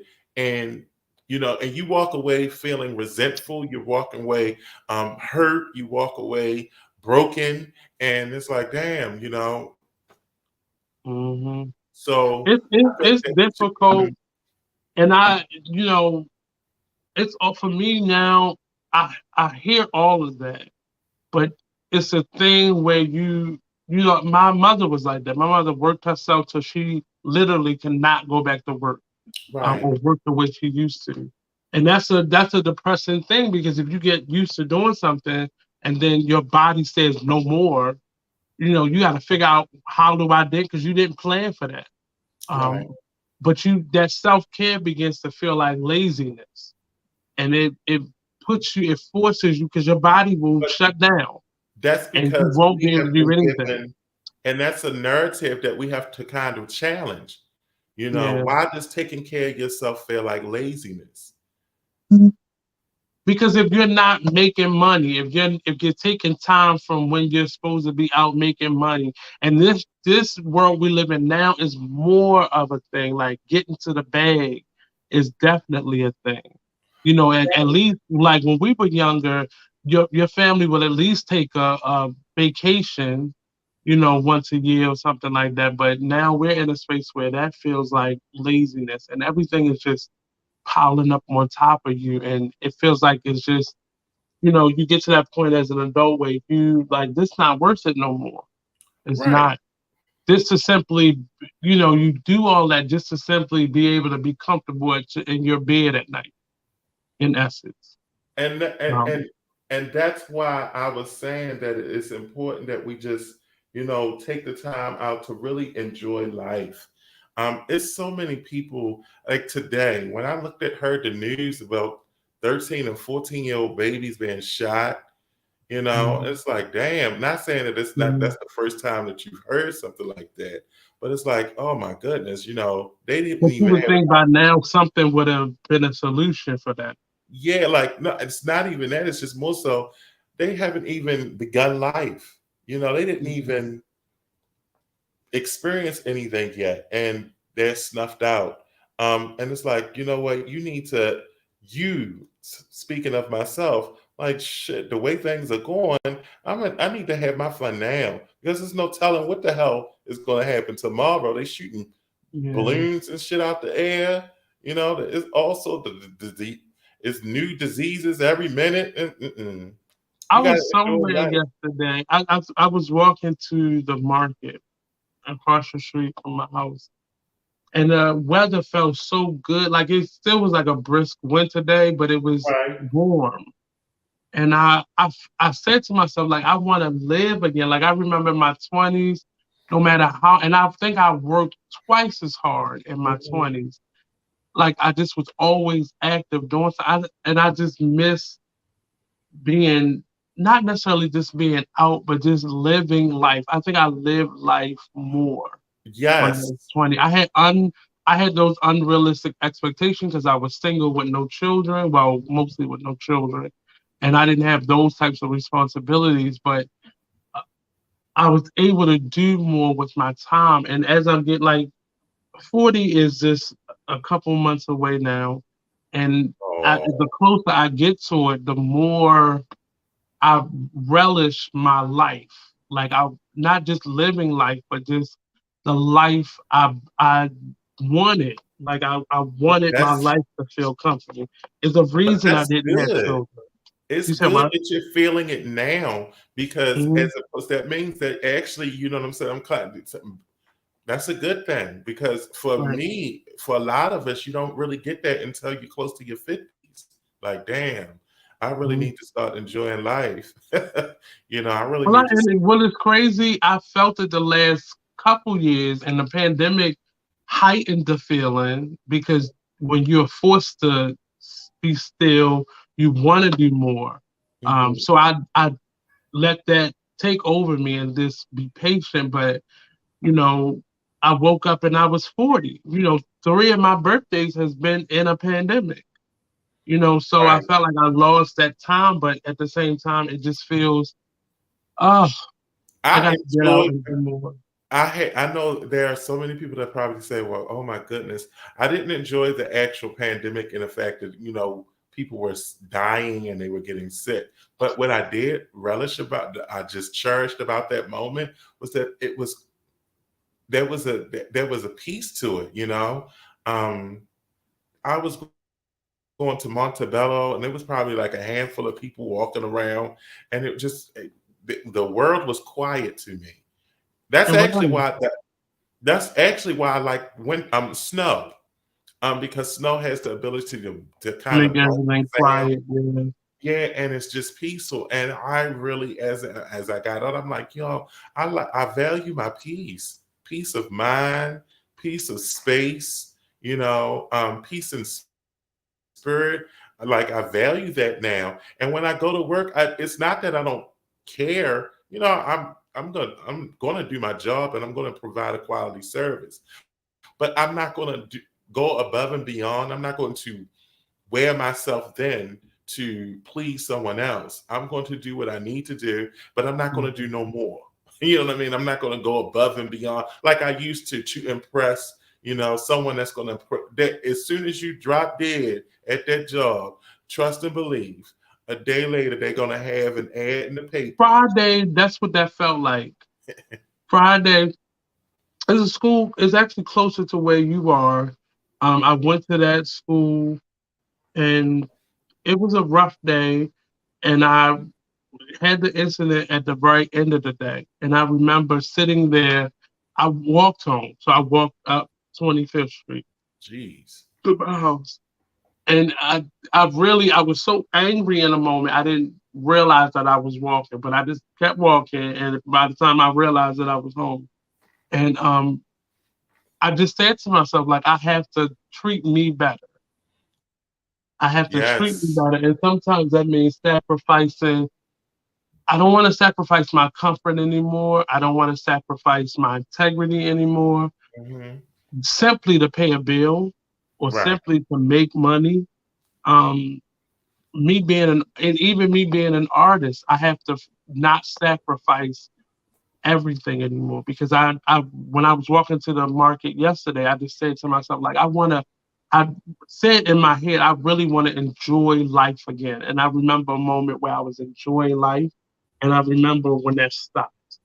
And it was such a weird stop, because I thought that it would um, come back. I thought I was just, how you get into that space. I was going into my 30s, and I was trying radio for the first time, and I was like, okay, let me, buckle down and sacrifice. So that coming to an end in December, and me Right. starting this new journey with it, it made me really realize how much time I had sacrificed. And I don't mind the sacrifice, but I just want to get to a space where I was enjoying.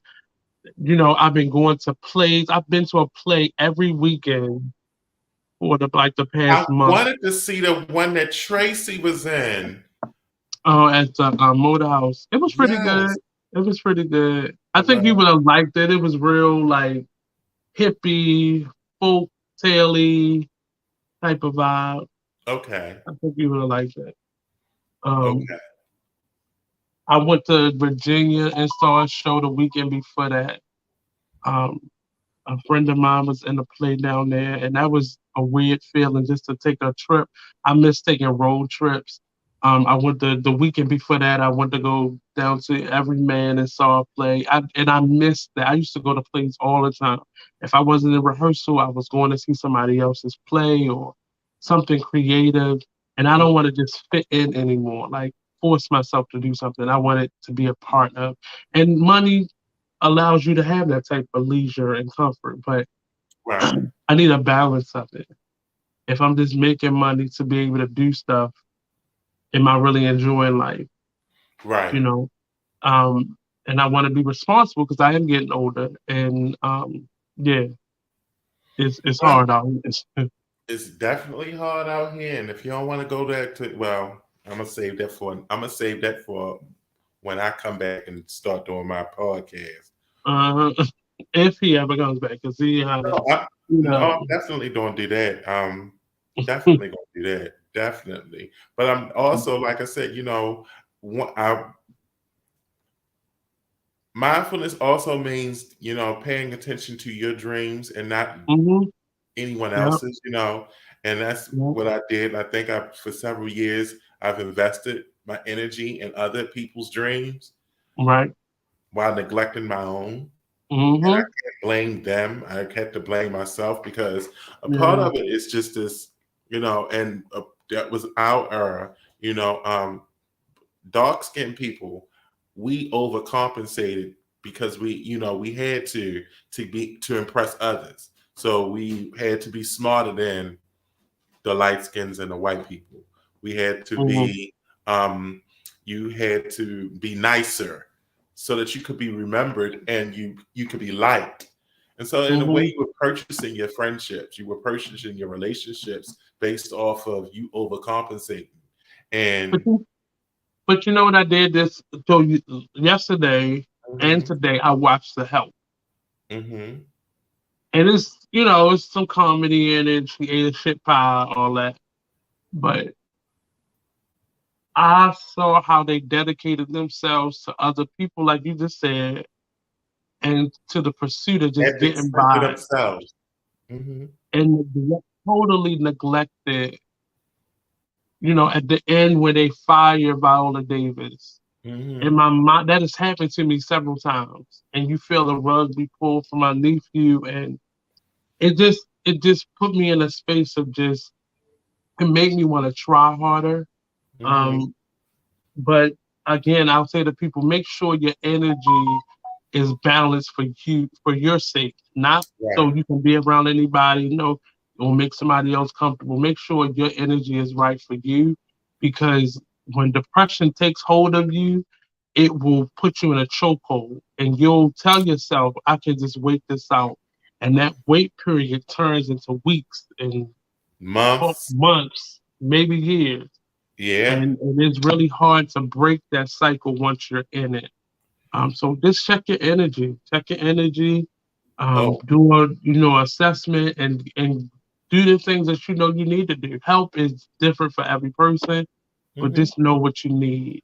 And don't be afraid sometimes don't be afraid to go to the professional. Mhm. A lot of times what happens, and I'm not going to say it's for everybody, but sometimes it is beneficial to have someone that you can just release to, Mhm. and Right. allow and for just that purpose, just releasing. I was in a session with a client, and they apologized for crying, and I'm like, what are you apologizing for? Yeah. You need to Well, cry. and unfortunately, Blue, that's the hardship. That's the world that we live Mhm. in, where people have to apologize for feeling Right, and expressing that feeling, because right, it's right. offensive to people in the real world. For you to Yeah. feel something is really offensive to other people. And that's why I had to say that, like, you're apologizing for crying. And in my mind, I was like, I actually had a conversation with myself and I was apologizing that I didn't cry enough. I'm like, you were Yep. so rigid and so hard that you didn't give Yep. yourself permission to be emotionally expressive. And it was detrimental to you, in terms of your Mhm. emotional intelligence. You really limited yourself. You didn't give yourself Yep. that space to truly be honest with who you are and how you felt about a lot of things. And you could have really been someplace different had you to given yourself that opportunity to be genuine and authentic and honest.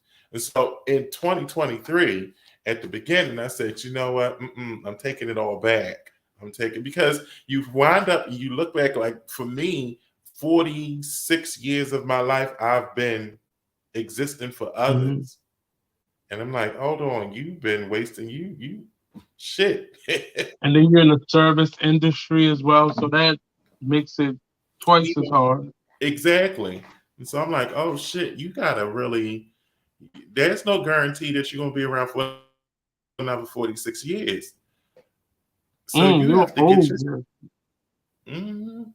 So I'm like, you really have to start living, not even existing, start living life, start That's enjoying. I said that yesterday to myself. I literally and I these masks have really uh woken up a part of me Mhm. because now that we're not necessarily wearing them, I have to remember I don't have a mask on. Right, Because when I had that mask on, I was having all types of conversations with myself out loud, and people right. couldn't really tell. But I was having that conversation walking to the market, and I was like, I gotta start living.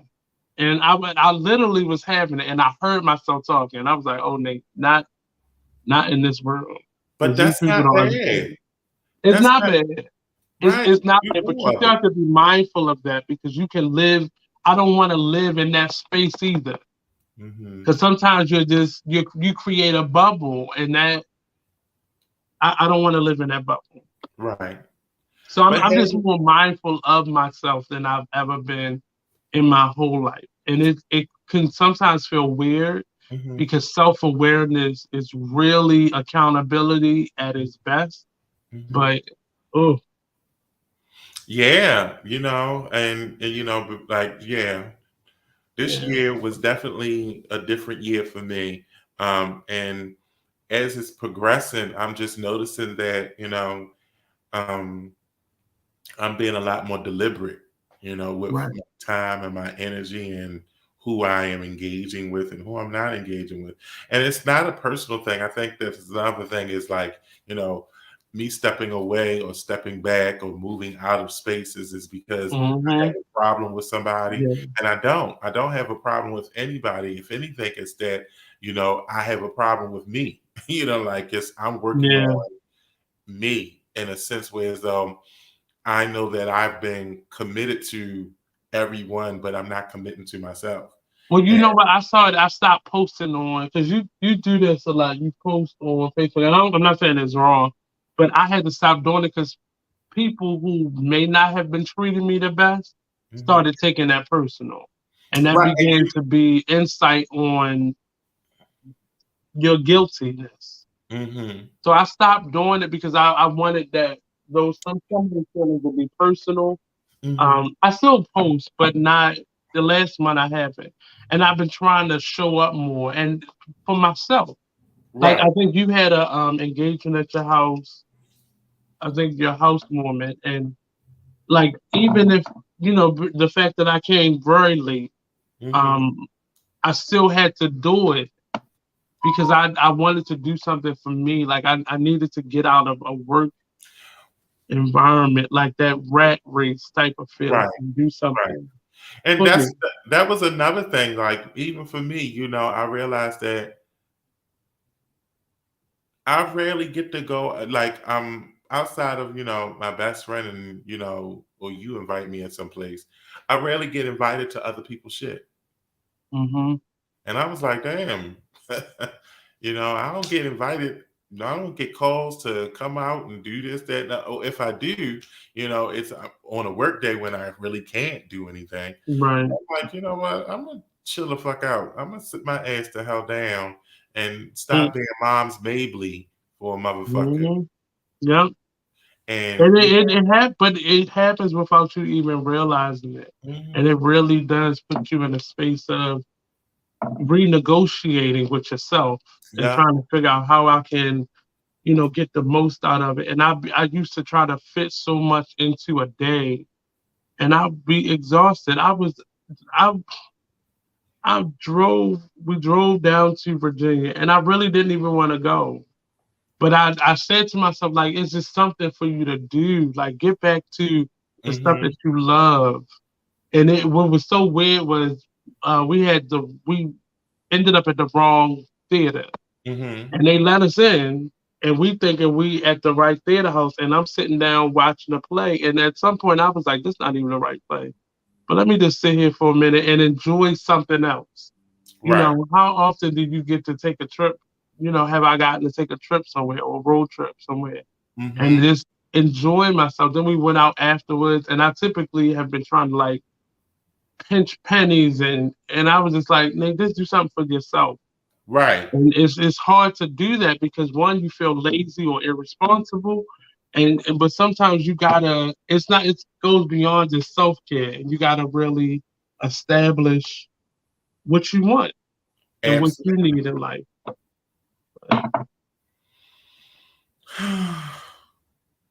But yeah, that's been life, honey. That's Well, been life.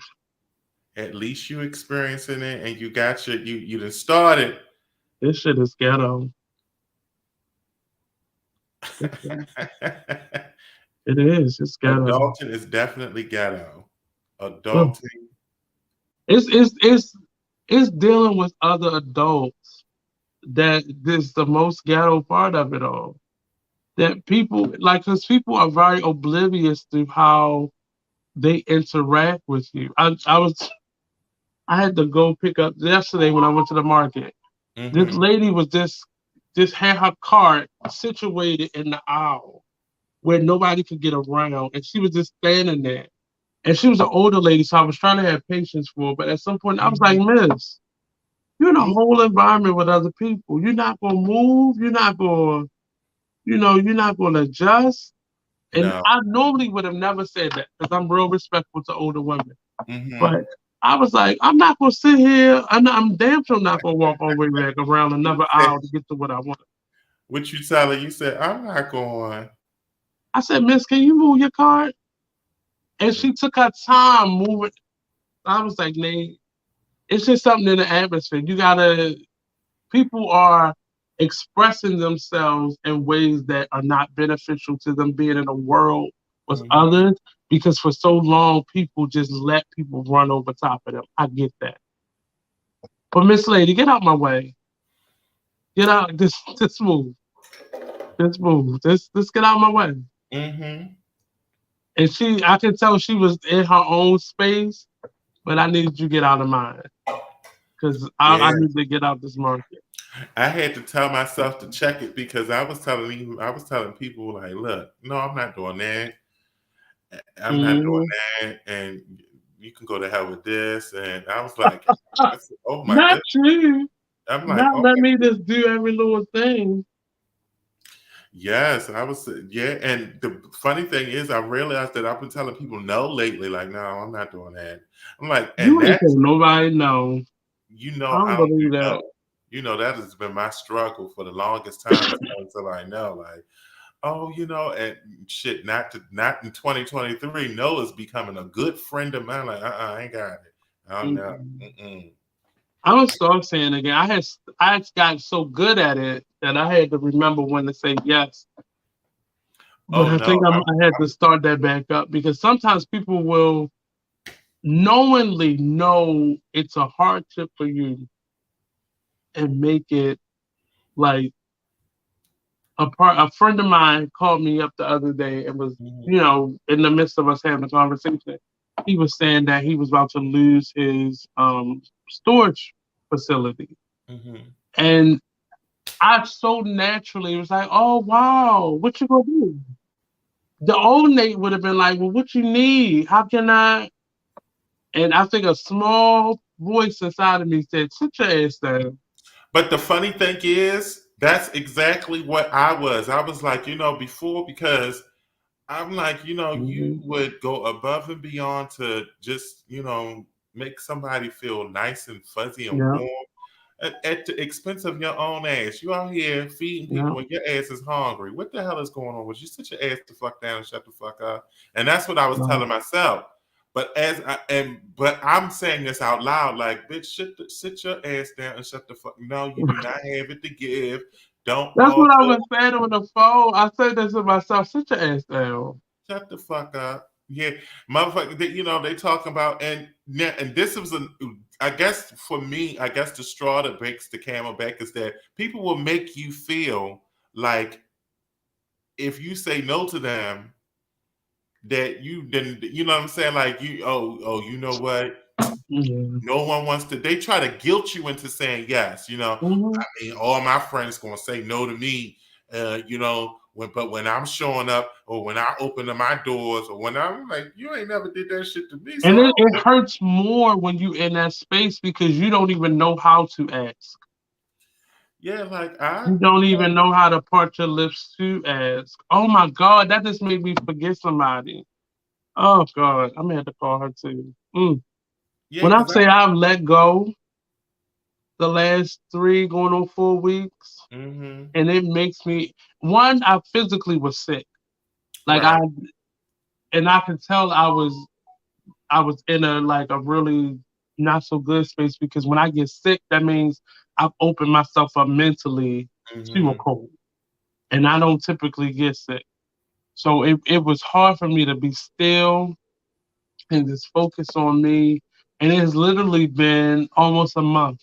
And I Right. feel so irresponsible because it's not in my nature to just let go. Even when stuff is a struggle or things are falling apart, I can still keep a hold of something. And when I say I just, And that's the thing, you had to but you had to. Yeah, that's Yeah. a part of growing up, and that's a part of growing. Like when I left from the courthouse, and that was a fucking world shift for me.